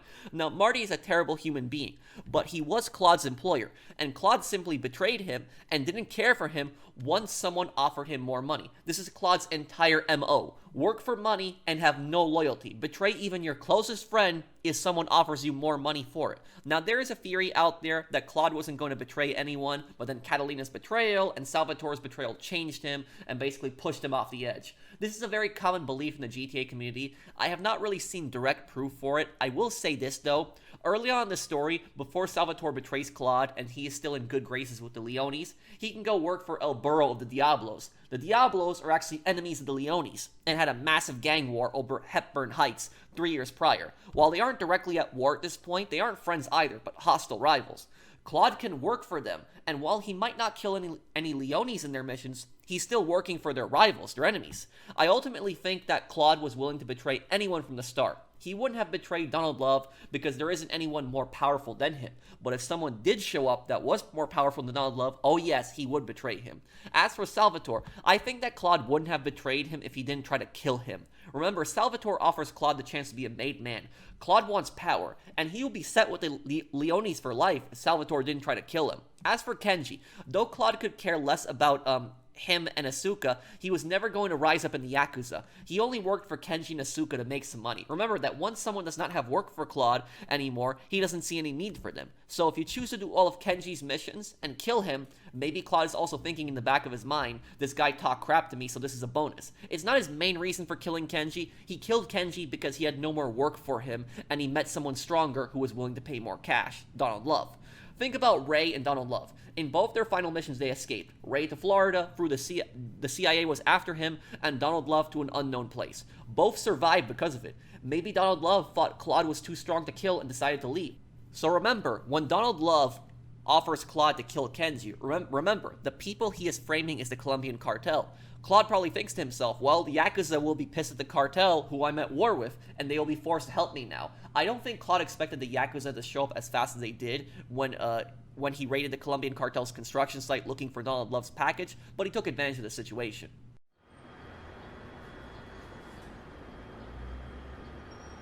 Hey, let's get this out of here. God knows what it is, but he seems to want it badly enough, so it must be worth something. Who the heck? You! Hey, take it easy, amigo. No es nada, no es nada. I left you pouring your heart out into the gutter! Hey, don't shoot, amigo. No problem. We all friends? Here, Don't be such take a this. pussy! Hey, we got no choice, baby. Yeah. We always got a choice, you dumb bastard. I'm sorry about the crazy bitch, man. They all the same, please. Por favor. So, the whore got away. But you've done me a favor. You're not the only one that has a score to settle with the cartel. This worm killed my brother. I never killed no Yakuza. Liar! We all saw the cartel assassin. We are going to hunt down and kill all you Colombian dogs.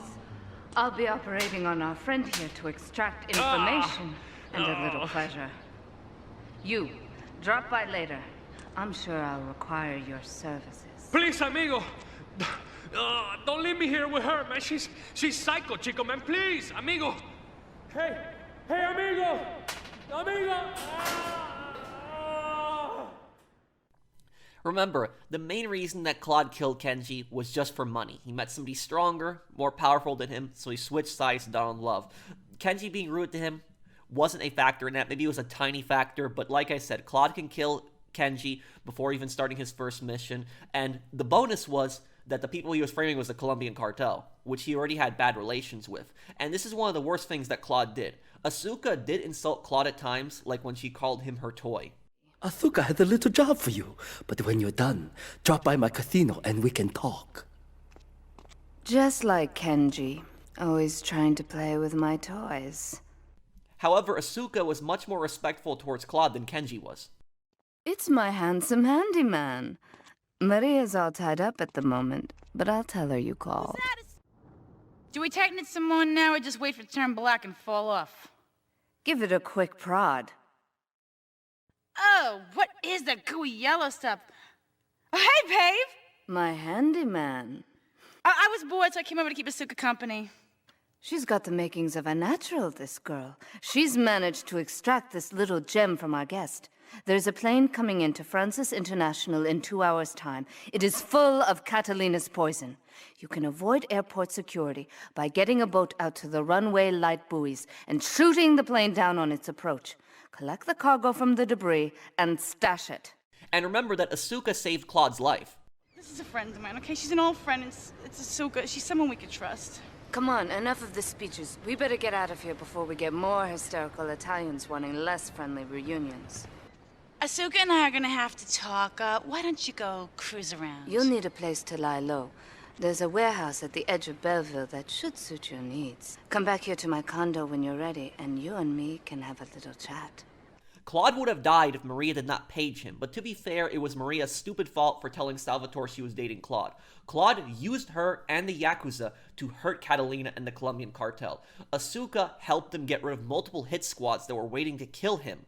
She helped him lure the hitmen into a Yakuza trap. Oh. Miguel seems to think I'm mistreating him. Still, he's revealed the extent to which Catalina fears your quest for revenge. She has 3 death squads dotted around Liberty, whose sole job is to hunt you down. Act as the bait and get the death squads to follow you to Pike Creek, where some of my men will be waiting for them. Ah!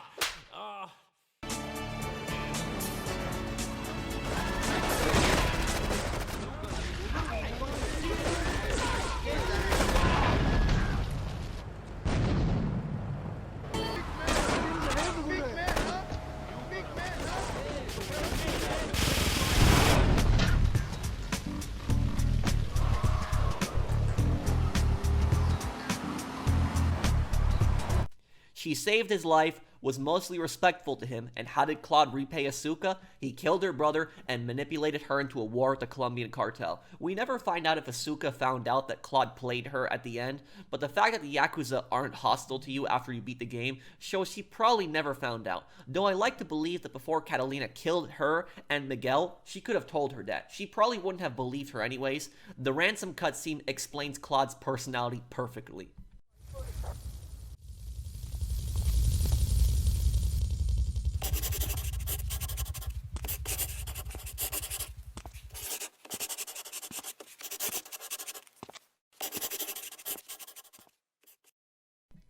He is a psychopath, devoid of any empathy for anyone. He has no loyalty to anyone. He sees everyone he works with as nothing but a tool to get him money. He only stayed with Catalina so long because she was in a powerful position as the leader of the Colombian cartel. Claude would never try to take over the cartel because he cannot talk or chooses not to talk, so he can't be the leader, but he can be very close to the leader. And so Asuka died protecting her brother's killer. Claude pays no attention to her, does not even check to see if she is still alive. He just walks past her body thinking, oh, what's this? No, what is this? That's all he cares about, moving on to his next task and payday, nothing more. But why did Claude bring the $100,000 to meet Catalina? Is it as Catalina says, to get her back, or is it to save Maria? What's the real answer here?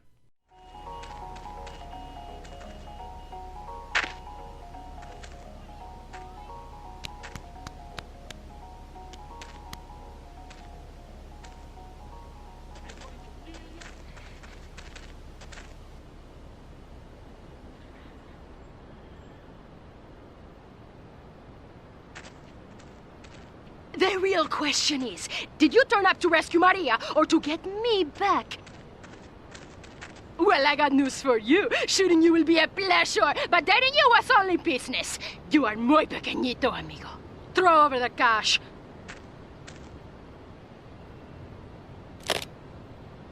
You have been a busy boy, but you haven't learned.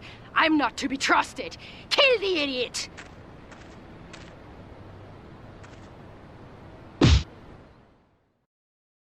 It's actually neither. Claude knew that Catalina was expecting him. He knew how paranoid Catalina was. After all, she set up several hit squads just to kill him. He knew if he tried to approach her mansion in Shoreside Vale without the money, she would be ready. But he knew that Catalina was also a major narcissist. She would want to see Claude dead herself, so she would be there. He figured that by bringing the $500,000, he would get the closest to killing her. Catalina wants to see the look on Claude's face when she tells him that she's betraying him again. It wasn't about saving Maria, but killing Catalina. But what about Maria? Did Claude actually care for her at all? Well, there is no proof that he actually cared for her. In the very first mission with Maria, Chaperone, Claude is only protecting her because he is being paid to do so. She is the boss's wife, and he doesn't want to mess that up. But somehow Maria, in her infinite stupidity, misinterpreted that as Claude caring for her. Just listen to this. You know, I enjoyed myself for the first time in a long while, and you treated me really good with respect and everything. Well, I better go. I'll see you around, I hope. Maria also tells Claude to be careful at times. Oh, you be careful now, okay, baby? Now try the chili oil. And when Claude sees Maria shortly after he escapes Portland, she waves to him, but he has no response to her. He doesn't care about her or acknowledges her. And honestly, Claude probably would have killed her. The only reason he didn't kill her is because she was friends with Asuka, and Asuka was paying him to work for her. So it wouldn't benefit him at all. But what about after Claude saves Maria? If you kill Maria during the dam scene, it fails the mission. Some people believe this is proof that Claude didn't kill her, but I disagree. Let's watch the final part with Maria closely again here. Residents in Cedar Grove have been coming to terms with the emotional aftermath of a full-blown war that hit the area yesterday. Local resident Clive Denver described to police a single gunman that he saw fleeing the scene with a dark-haired woman. Oh, we're gonna have such fun, because, you know, I love you. I really do, because you're such a big, strong man, and that's just what I need. Anyway, what was I saying? I forget, but you know what it's like, don't you? The sound of explosions shook nearby homes as people ran for cover. Several citizens were injured in the panic as gunfire was exchanged between ground forces and a helicopter circling the dam. Yeah, we got a good view from down here in the gardens. When the copter finally got taken out, better than the fireworks on the 4th of July. With the death toll already over 20, police are still finding bodies. There have been no official denials concerning rumors that the dead were members of the Colombian Cartel, and still no leads as to the cause of the massacre.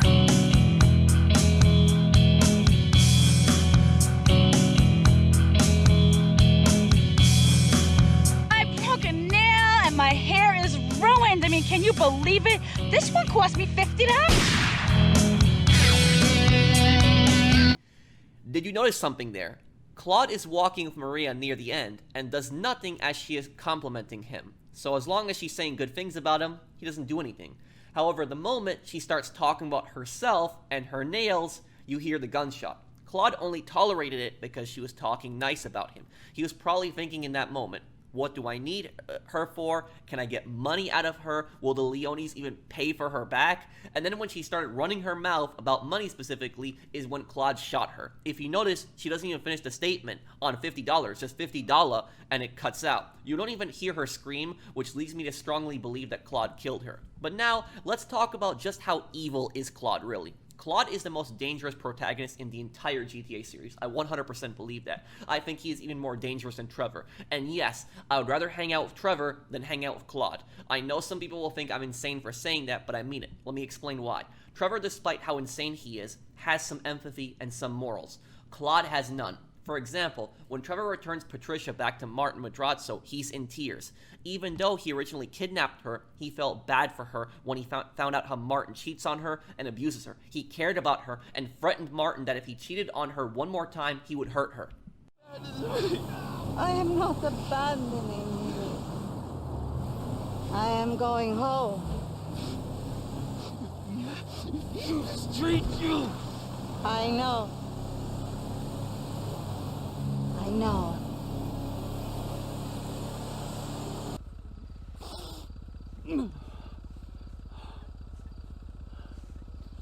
No. Stay. Look at how Trevor listens to her. He's one of the few people that Trevor actually listens to, and that's because he sees her probably as a motherly figure. That's why he's grown so attached to her. You better treat her right, man! I will, amigo! So that's what Trevor did. The other ear! Of course! Trevor cut off his other ear, apparently, or... things, you and me and Michael, we're friends now. Good friends. This scene alone proves that Trevor is not a psychopath. He cares about somebody. And Patricia isn't the only person he cares about. Trevor also cares about Lamar and saves him when he is kidnapped by the Ballas. He also cares about Michael's children deeply. If this was Claude, his entire attitude would be, what's in it for me? How much will I get paid for saving Lamar? And most importantly, Trevor does not betray people. Yes, he does kill people if they piss him off enough, but he is never going to screw someone over money. He's totally against that type of behavior. He even explains it to Franklin here, his take on loyalty. It's good to hang out with you, kid. Man, you too. Only less of the kid, please. So you're not looking for a father figure? Man, if I was looking for a father figure, I like to think I'd find a couple better candidates than you and Michael. You a pair of lunatics. I mean, I'm bad. But you two? Shit. Well, family is important, though. People is important, sure. But actually, family? Man, all I got is my crazy-ass aunt. Well, loyalty is important. Let me put it that way. Loyalty is important. I mean, that's the only code You need. Loyalty is the code. Kill strangers, protect friends, eat enemies. And star in nature documentaries? Huh? What do you mean? Nothing, man. You go, Tiger. You go. Tigers aren't loyal. They're mostly solitary, like big sharks. I'm more into orcas, or lions, or African wild dogs. Yeah, I can see that about you.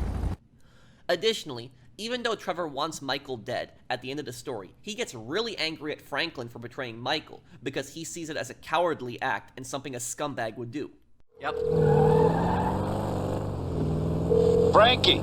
Hey, T-Man, I'm in trouble, dawg. I think I gotta take out Michael. Got to? Yeah, man, look. The FIB, man, they trying to get me to clap you. And Devin Weston, he trying to get me to ice Michael. And I thought if I do that, man, maybe we got some room, you know? So maybe we got some room. What are you telling me this for? Cuz, dawg, I'm doing this for us. I thought you could... Well, I can't! You're turning on him? I have had enough traitors in my life. Man, your ass could say thank you. Shit. You deserve each other.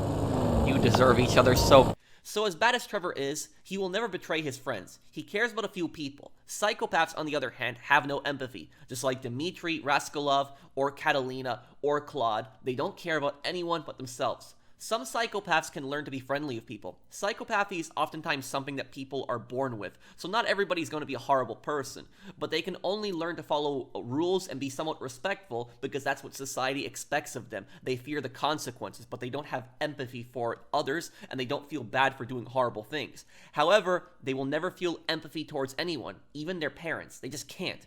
Because of this, that makes them much more prone to committing horrible acts, such as betrayal and using people. Let's look at every single GTA character in the 3D and HD games. Let's start with Tommy Vercetti. He still shows care for Ernest when he is hurt and tells Lance, "I won't screw you over." Oh. Okay, what's the emergency? Oh. Tommy. Some mob thugs said they'd come to take their cut. Said it was a Mr. Forello's money. Oh, I feel like crap. Forelli? Sonny Forelli? Yeah, that's the guy. I think. They were very insistent. I'm not angry with you. Get him to the hospital. Tommy, rip that guy a new asshole for me. I'm gonna rip him too! Yup. Leone lands. Tommy, we gotta talk about stuff. What's the problem, Lance? It's you, my friend. I feel you're not giving me a fair slice. And more than that, you've been embarrassing me in front of the boys. I can't have that. Lance, it ain't like that. You've been making mistakes. Tommy, I'm not your message boy. I'm not your running boy. Lance, don't screw up and we won't have any problems. I screw up, you can lay into me anytime. Tommy, I done everything for you. You treat me like a fool. Don't do that. Lance, I won't rip you off or stab you in the back, okay? Just take it easy. This is tough enough without you getting all emotional on me. Trust me. Do you hear me? Do you hear me? I hear you, Tommy, but I can't take this much more. Lance, don't be like this. Now I'm warning you. Do you hear me? Just relax. Take a few days off, okay? I'll talk to you. He also saves Lance from the junkyard when he didn't need to.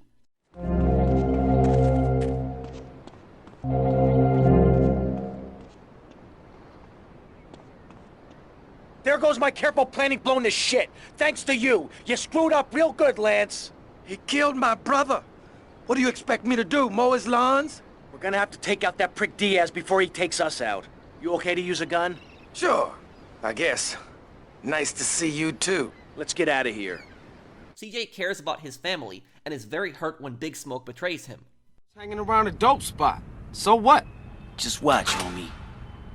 What the fuck? Oh, no. Shit, Smoke, what you into? Shh, that's it. Look at that ride. That's the motherfucking green Saber.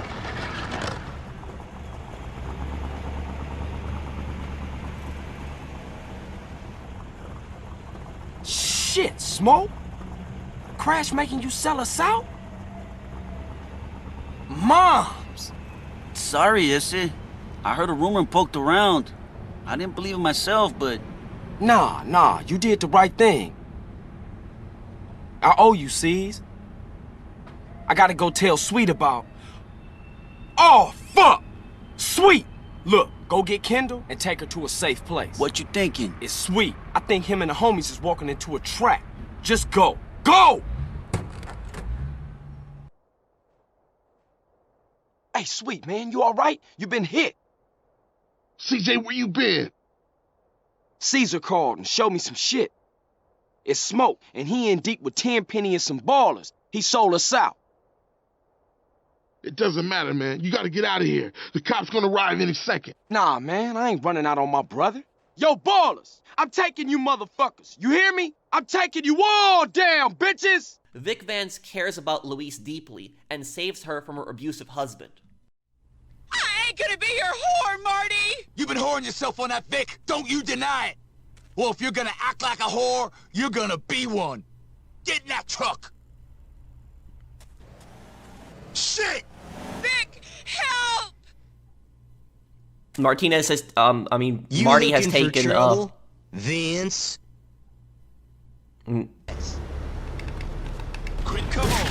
Whoa, whoa.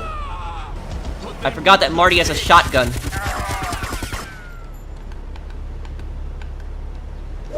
Ah. Man, I hate Marty so much. That's definitely one of the most satisfying, one of the most satisfying moments that you kill a character in a GTA game.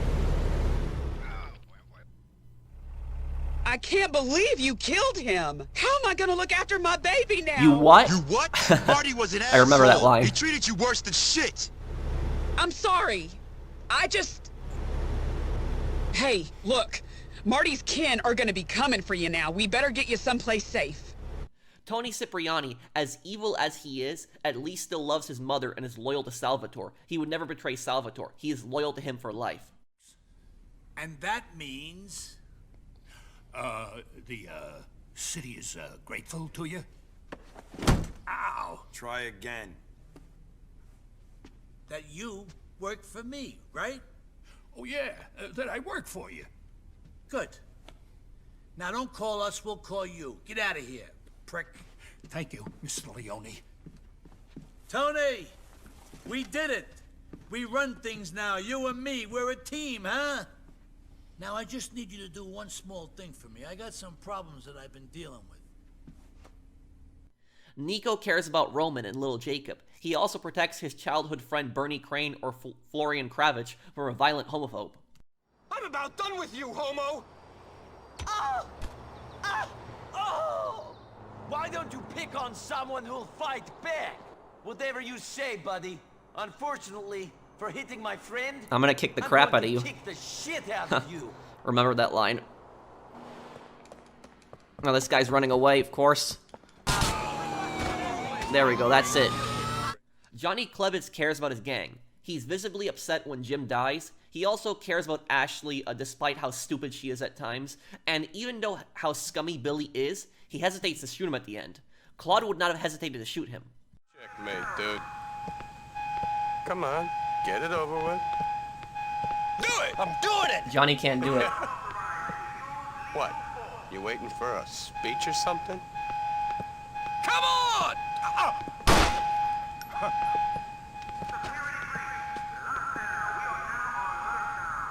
Luis still cares about his mother and his friends. He additionally cares about Toni. He could have taken the deal, and it would have been easier for him with Toni dead. He would have controlled the clubs and made plenty of money. But he didn't do that. He didn't want to betray Toni. Oh! There he is. Thank God you got here, Luis. These fucking guys. I talk to them. Tell them we can figure it out. It ain't that simple, Tone. Sure it is. We got money coming. We can expand, refurb, rebrand. I'm an earner. I'm a survivor. I've been in this game since 1987. Ouch. The terrible irony. You better tell him. Tony, man. What? Things are kind of fucked, man. These guys, man. These fucking guys. You never should have brought them in, man. Now somebody's got it. You know. The mix is with us now.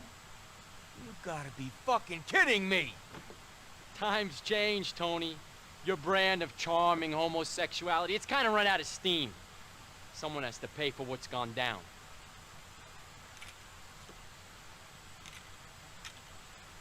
Do it. Sorry.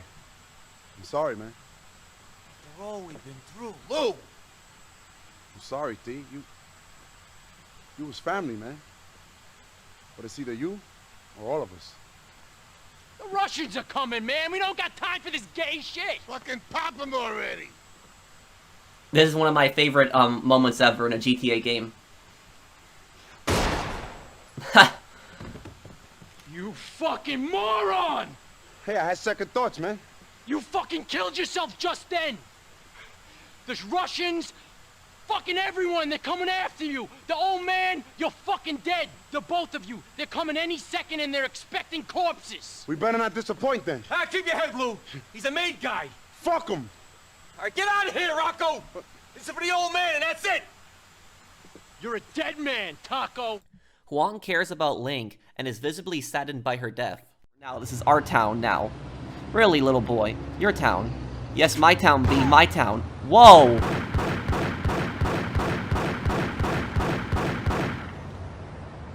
Ling, what the... Damn. Michael DeSanta cares about his family and takes Franklin under his wing. There, Michael!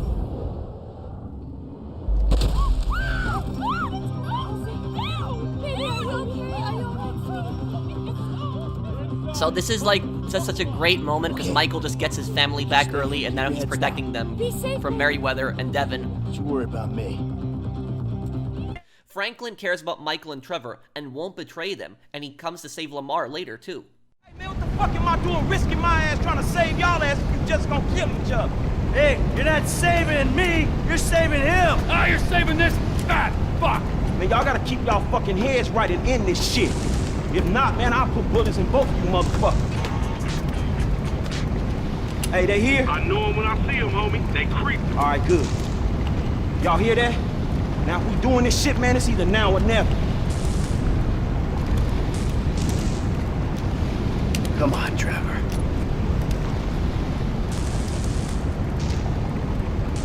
Fuck it!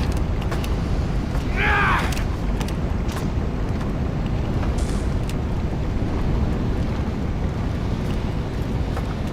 Where do you want me?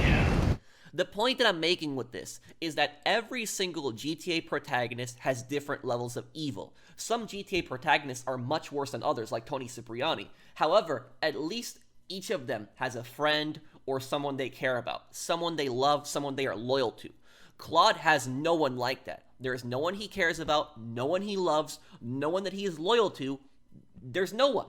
He is only loyal to money and power, nothing else. When someone else comes over with more money and more power, he immediately switches sides. Remember, Devin Weston had way more power than Michael or Trevor. If this was Claude, Claude would have sided with Devin Weston 100%. And yes, I know that you can kill Michael and Trevor, but they are non-canon endings. The canon ending is where Franklin puts his life on the line to save his friends and goes against the powerful Devin Weston and Merryweather and all the people there to stop them. Claude would not do something like that.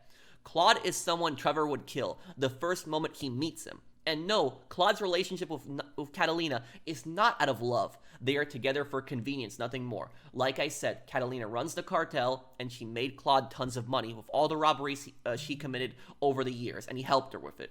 People point to psychopaths having relationships such as girlfriends or boyfriends and say that's proof that they aren't a psychopath because they love someone. It's not proof. Psychopaths can be in relationships, and they oftentimes are in those relationships either for money or for sex, nothing more. But now, I wanted to cover why Claude is just so dangerous. So he has no empathy for others, but he also has no limits.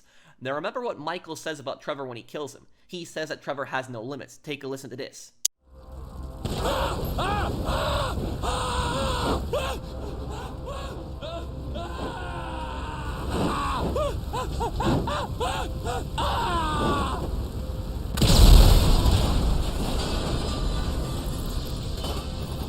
You always like gasoline, Trevor! Man, that was your best fucking friend! Fuck you. Oh! Oh! Oh! You know what, tough guy? It's time you grow the fuck up. Expand and enhance his suit is glitched. I'm a bad piece of work, but that guy, that piece of shit, no boundaries, no sense of when to back off. No nothing. 24/7 insanity, day in, day out, all the time. Never regretted nothing, never cared for nothing. Well, fuck him. I mean, there's gotta be a limit, kid. You know, a point where even assholes like us say, enough is fucking enough. Human stew. That's my limit. I know that now. However, this isn't true. Trevor actually does have limits. Remember, Trevor is loyal. He would never betray his friends. But also importantly, Trevor would never harm Tracy or Jimmy. He deeply cares about them and saw them grow up. So yes, Claude is worse than Trevor. Trevor may be insane, but he does have some limits. Even after he wanted Michael dead, he still would have never hurt Jimmy or Tracy. He actually refuses to even let Jimmy drink. I'm worried about Tracy, Uncle T. Yeah? Why's that? I think she's losing herself. Well, just keep an eye on her, kid. If there's a man taking advantage, you give me his name and I'll make his guts into guitar strings.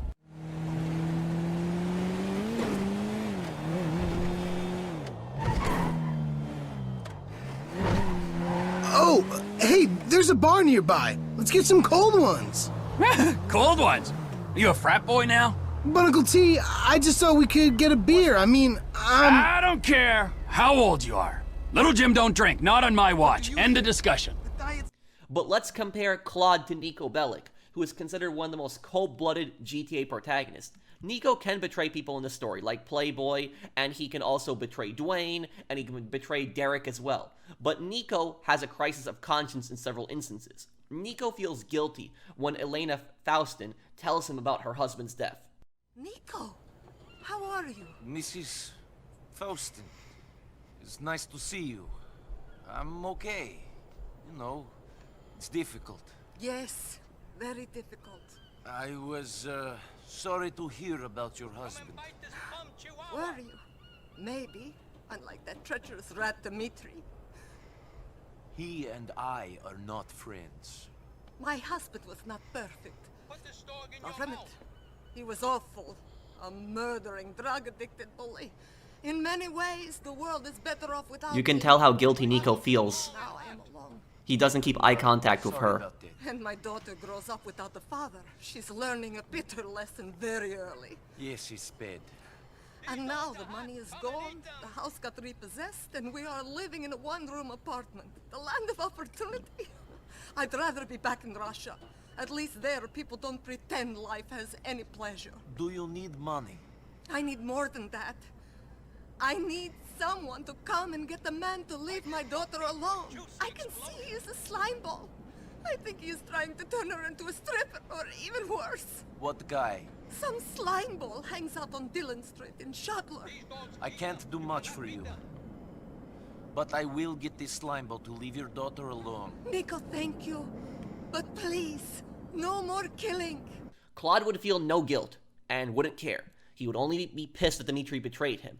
Niko can also save Ivan, who Vlad wants dead.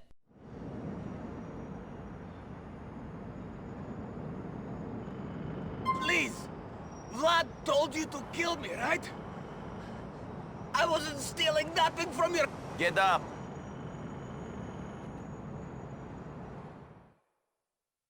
Once you're dead, you can't be all bad. Stay out of Hove Beach. Thank you! You won't regret this, man. I am out of here! Wanted to live anyway, get away from all these people from back home? Get into the real America. You're never gonna see me around here again. I owe you my life, man. You're a good man. You're a good man. Thank you.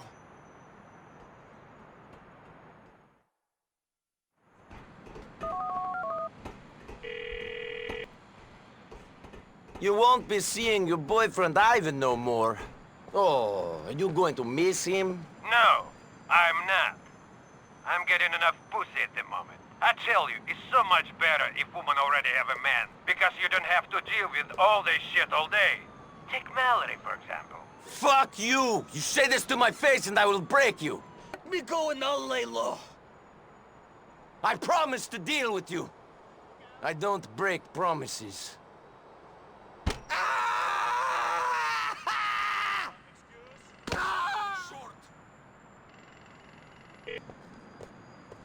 Ivan is dead. He came to a sticky end. Hey, you and your cousin's girlfriend should get together. She likes sticky finish as well. Fuck you! Say that to my face and I will break you! Now, even though it's optional, Niko can save him, and if he kills him, he feels some guilt over it. Claude would just step on his hand, not even thinking of helping him up. Niko is also horrified when Playboy wants him to kill Dwayne. Got one chance. And Dwayne? Man, Dwayne, it's like he thinks it's 1992, and the best that you could hope for is a gold chain and a pager. You know, he looks at me like he wants me dead.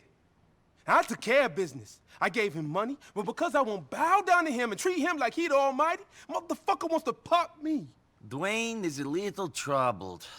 He was in prison a long time. Maybe you guys should talk. No, I tried talking. No, I tried giving him half of the business. I tried everything a man could reasonably try and still call himself a man. So what you gonna do? Kill him? Hey, I didn't say that. Man, you cold. I was joking.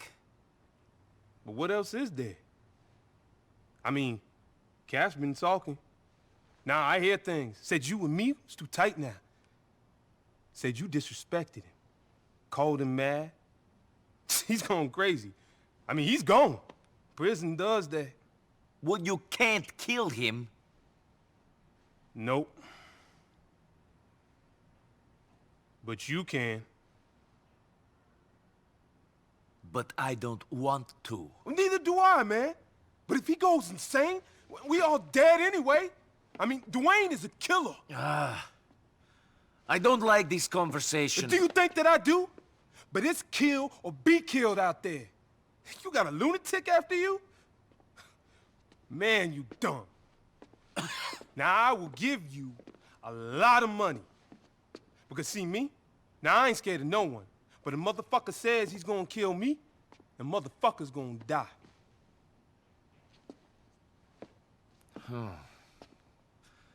Man, I'm not sure.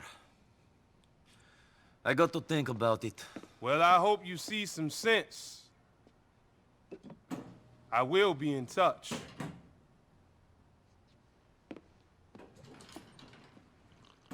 Even though Niko is offered a lot of money, he really doesn't want to do it. He sympathizes with Dwayne, and even though Playboy offers him a ton of cash, he still doesn't want to do it. Now, Niko can kill Dwayne, but it makes him feel horrible, and he can't even look at him while doing it. Claude, again, would have no emotion doing it. Open up! It's Niko!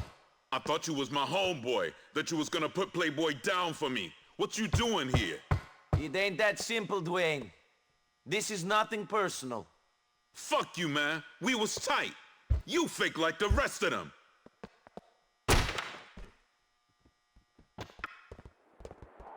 Well, fuck off! You want us to get messy? Let's see some blood! Niko, you cold!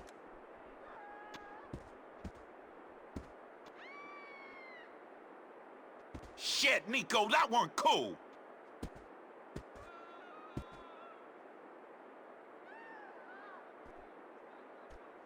Fuck you, man. You a fucking snake like the rest of them.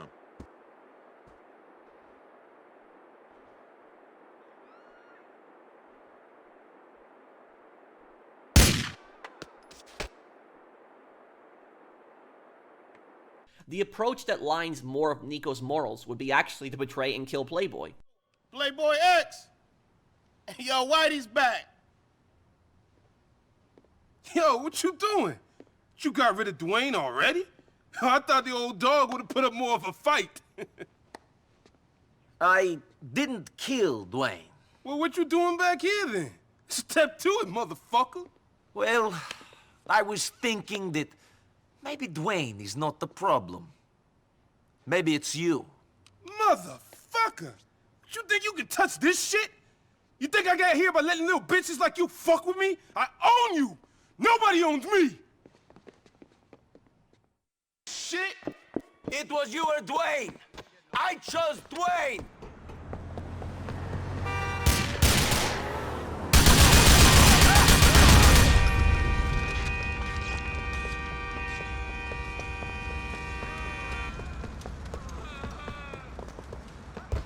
if you kill me, you're gonna have this whole town after your ass. You cold, man. You cold. Taking a cat down in his prime? I was an innovator. You didn't change the game.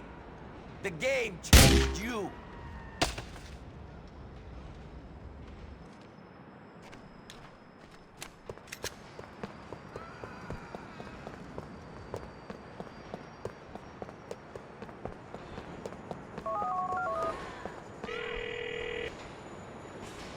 Dwayne, I dealt with Playboy.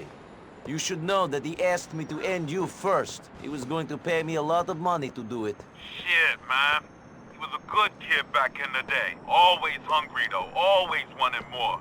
Maybe I should have seen it then. Kept a closer eye on him. You can't predict what people will become. You right. I can't give you no money for helping me, son. But I got the deed to Playboy's fancy silk chic loft. You can have it. Hey, man, I seen where you're living. You should take it. Nah. It'll make me remember the kid too much. Maybe he'll stop by my place sometime, though. Hang out with me. I don't have many friends left, you know. I'll give you a call sometime soon, Dwayne. Later on. If this was Claude again, he wouldn't hesitate. He would kill Dwayne for Playboy because Playboy has more money and he has more power. He would just take the money and murder Dwayne. Then he would probably screw Playboy over if someone offered him even more money. But the most important scene that shows Niko's morals is when he meets Jeff the lunatic. Hey, how you doing? Good. How are you? Well, I'm shit, to be perfectly frank, buddy. Fucking shit. What? Terrible. Oh. What's wrong with you? Me? My life's a fucking train wreck. I cannot believe this is happening to me. Bitch! Bitch! Bitch! Hey, come on, calm down. Fucking bitch! Who are you talking about? Who's this bitch? Fucking whore of a fucking wife, that's who! Okay, what did she do? My lovely bride, the mother of my son, is up there, right now, fucking some prick behind my back. After all I've done for that tramp whore. Ah! Hey, you okay? Hey, come on, calm down. You're going to do yourself some serious damage if you keep going on like that. Yeah, it's only angina. Come on, Jeff. Be calm. Jeff, be cool. Come on, champ. You can do this. Be a winner. Hey, mister. You okay? I'm a winner. I can do anything. Great. See you later. Hey, you know, you could do me a favor here. You know. What? Take some photos. Text them to me. You want me to text you photos of your own wife? I'll pay, buddy. I've got a black card. I'm afraid I only take cash. I'll give you cash, all right? 500. Just follow them, take some photos, text them to me. Come on, here they come. Here's my card.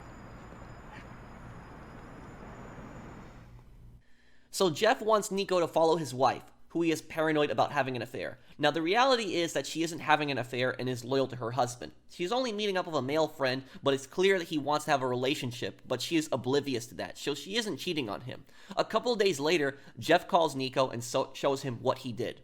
It's a kid with that mouth. I love her so much. Oh, calm, Jeff. Calm, be calm. Hey, babe. Take your own advice, Jeff. Be calm. This doesn't necessarily mean she's cheating on you. Yeah, Niko's right. Oh, look at this. We got a call from Jeff. Hey, this is Jeff. Yeah, you remember that happy-go-lucky guy? The one you told about his two-faced cheating slut of a wife? I just took some photos. But yeah, how you doing now anyway? You leave that bitch? You could say I cut some ties. Meet me at the garage off Silicon Street at the northeast corner of Middle Park. I need your help.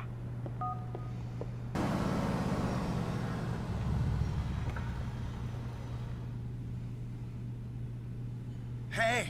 What's going on? Yeah. I got a bit of a problem. A bit of a big fucking problem. What's going on? Jeff really did it this time. Jeff went too far. Jeff's been a bad boy. A really bad boy. What are you saying, lunatic? Remember my wife, Shirley? She had an accident in the kitchen. What kind of an accident? Oh, the kind of accident where you stab yourself 50 fucking times with a kitchen knife. You fucking whore. Fuck my friend, will you? Huh? Well, who's laughing now, bitch? Huh? Not you. You're fucking dead, whore. Hey, buddy. Whoa, calm down. Hey, fuck you. Don't be an idiot. What do you want me to do? Get rid of her and get rid of the car, hey? Okay, but it's going to cost you $5 grand. Sure, whatever. Give me the keys. Put the gun away. Yeah, okay, thanks. Oh, Jeff really messed up this time, didn't he? Oh. Get out of here. Yeah. Niko is disgusted by Jeff stabbing his wife to death so many times. He agrees to dump the body because he's getting paid, but he's not enjoying this. Niko is more cold-blooded character, so he does it. But as cold as Niko is, he has a limit, which shows in Jeff's final mission. There we go. Took care of that. The body has been disposed of successfully. I got rid of that body for you. You should be clean. Now all you need to worry about is your conscience. The whore! She brought this on herself. Practically stabbed herself by letting him give it to her. Thanks. Oh, come on. Excuse me, I didn't see you. Hey, how you doing? Good. Hey, you remember me? You do, huh? Yeah, you took those photos of my wife. Yeah. My late wife. Yes, I remember you. Yeah, I owe you. Jeff owes you. Jeff and you know, buddies, pals, yeah? We've been through some shit together, didn't we? I don't know about that. That's why I feel I can tell you things. Please, don't. Life hasn't always been kind. My mom, she left my dad. My dad... Very fucking interesting. I need a fucking friend, man. My life is hell, all right? I got married again. Yeah, that's right. She's a nice girl. Or so I thought. Here we go. She's up there right now. She's having a drink with her ex. Yeah, she's touching his leg. She's getting all wet. You've got to calm down. I need you to kill her. What? I'll pay. You're deranged. Then screw you. Screw you. Screw you. Calm down. Don't tell me to calm down. Calm down before I give you injury. God damn you. You're just like all the rest. This is gonna be good now.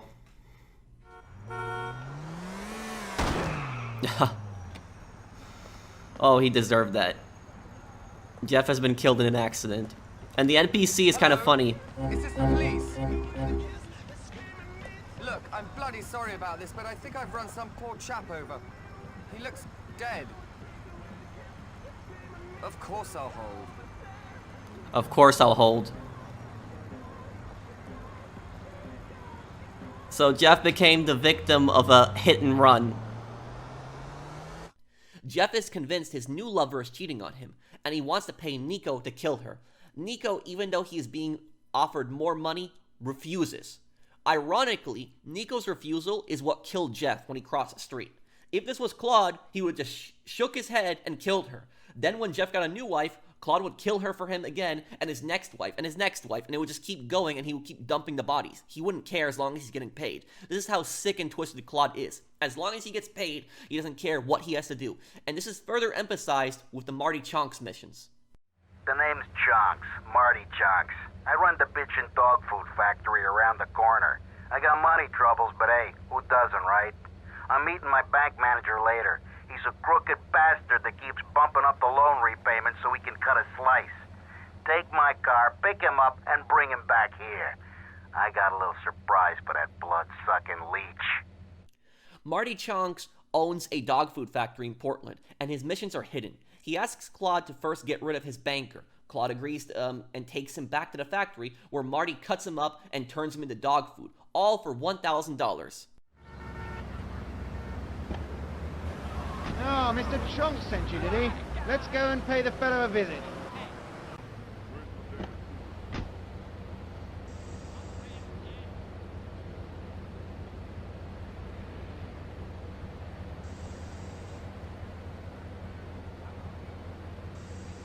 Get your hands off me ass! He took a man to get slaughtered for $1,000. Then Marty has another task for Claude to bring over two thieves who he hired to break into his apartment to collect insurance money. They want a bigger cut. Claude has them brought over and turned into dog food for $2,000. I hired some thieves to break into my apartment and steal some stuff so I could claim on the insurance as you do. The thieving bastards are threatening to tell the insurance company if I don't give them a cut. Can you believe it? I left the car inside the factory gates. Use it to go pick them up from their turf in the red light district. Then bring them back to the factory so I can make them see Marty's point of view.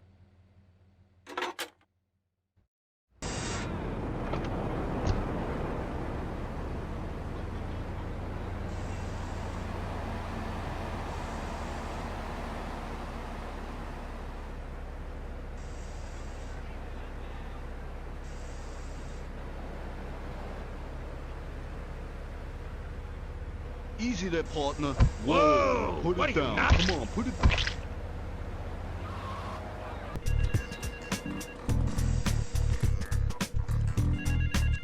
Then he wants Claude to bring over his wife to the dog food factory, and Claude agrees and brings her over again for $2,000.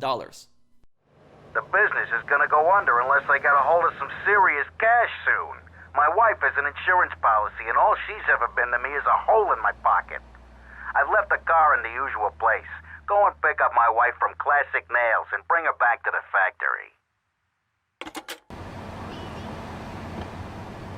Marty wants to see me? Well, it better be quick, because I have to get my hair done.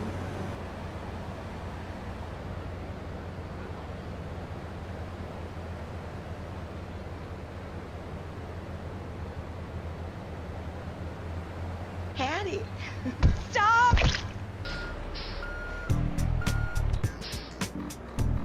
Lastly, he wants Claude to bring over his wife's lover, Carl, but like I mentioned earlier, Carl mentions to Claude that he will kill Marty. Damn, I'm in trouble. Turns out my wife was seeing some guy I owe money to. He's got real angry, and he's looking for payback. I've agreed to see him. He thinks I'm gonna pay him off, but my guess is Liberty's dogs are gonna get yet another flavor this month. Marty sent you, huh? Okay, I'm gonna show that kid the meaning of the word business. Carl understands that Claude is just a gun for hire, and so Claude brings Carl over to Marty, knowing that he's going to kill his employer.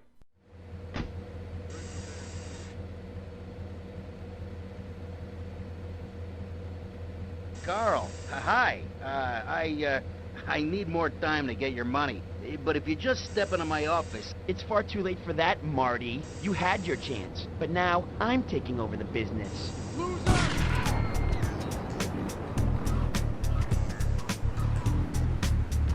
Carl kills him, and Claude gets double, $4,000, paid by Carl. He helped his employer kill people so brutally, and then betrayed him when he was paid double. Now, even though a lot of those people killed Marty were kind of scummy, it shows you what a sick person Marty is. And the fact that Claude is fine with bringing people over to be butchered and turned into dog food. Claude would have brought an infinite number of people over to the dog food factory. So long as he was getting paid, he wouldn't care. But Marty isn't even the most evil character. There was a character by the name of Darkel that never made it to GTA 3. Now, even though he isn't canon, he was originally meant to be in the game, and it shows you just what kind of person Claude was.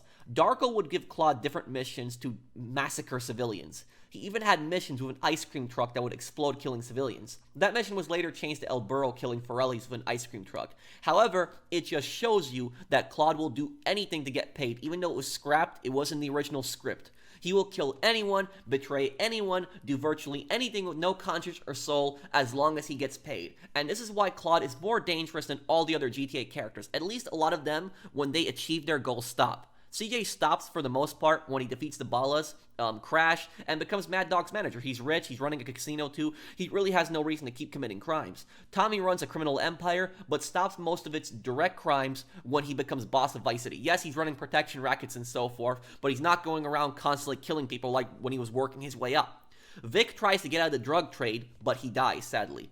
Toni, even though he has killed more people than Claude, like bombing Fort Staunton, is at least loyal to Salvatore and his mother, and isn't going to kill blindly for money. A lot of people say that Toni Cipriani is more evil than Claude because he has a higher body count, but that's true. Even though Toni Cipriani has a higher body count, what people don't understand is that Claude eventually, over time, would kill even more people than Toni. Toni is going to stop a lot of his antics when he becomes Capo Regime of the Leones. Yes, he's still gonna commit crimes, he's still gonna occasionally have people killed, but it's not to the same degree when he was younger.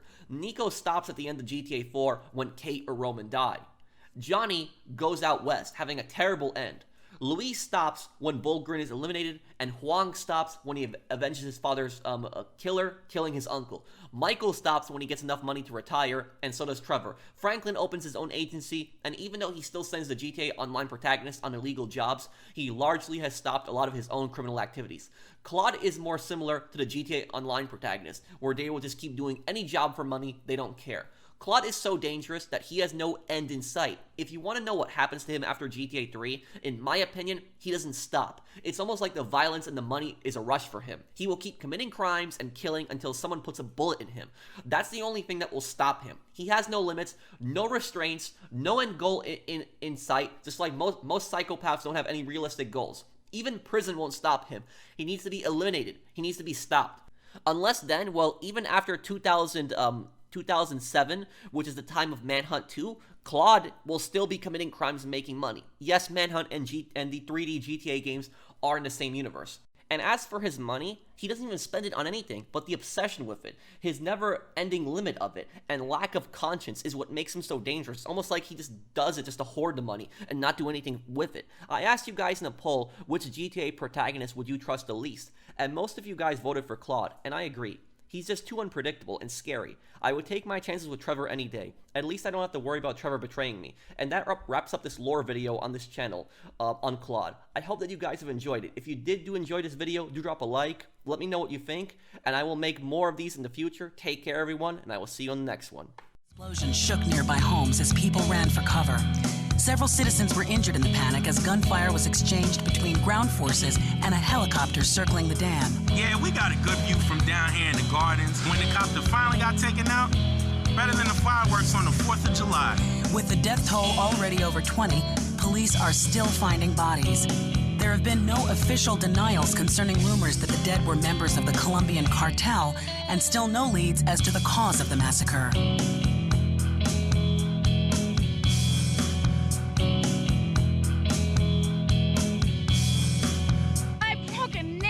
My hair is ruined. I mean, can you believe it? This one cost me $50.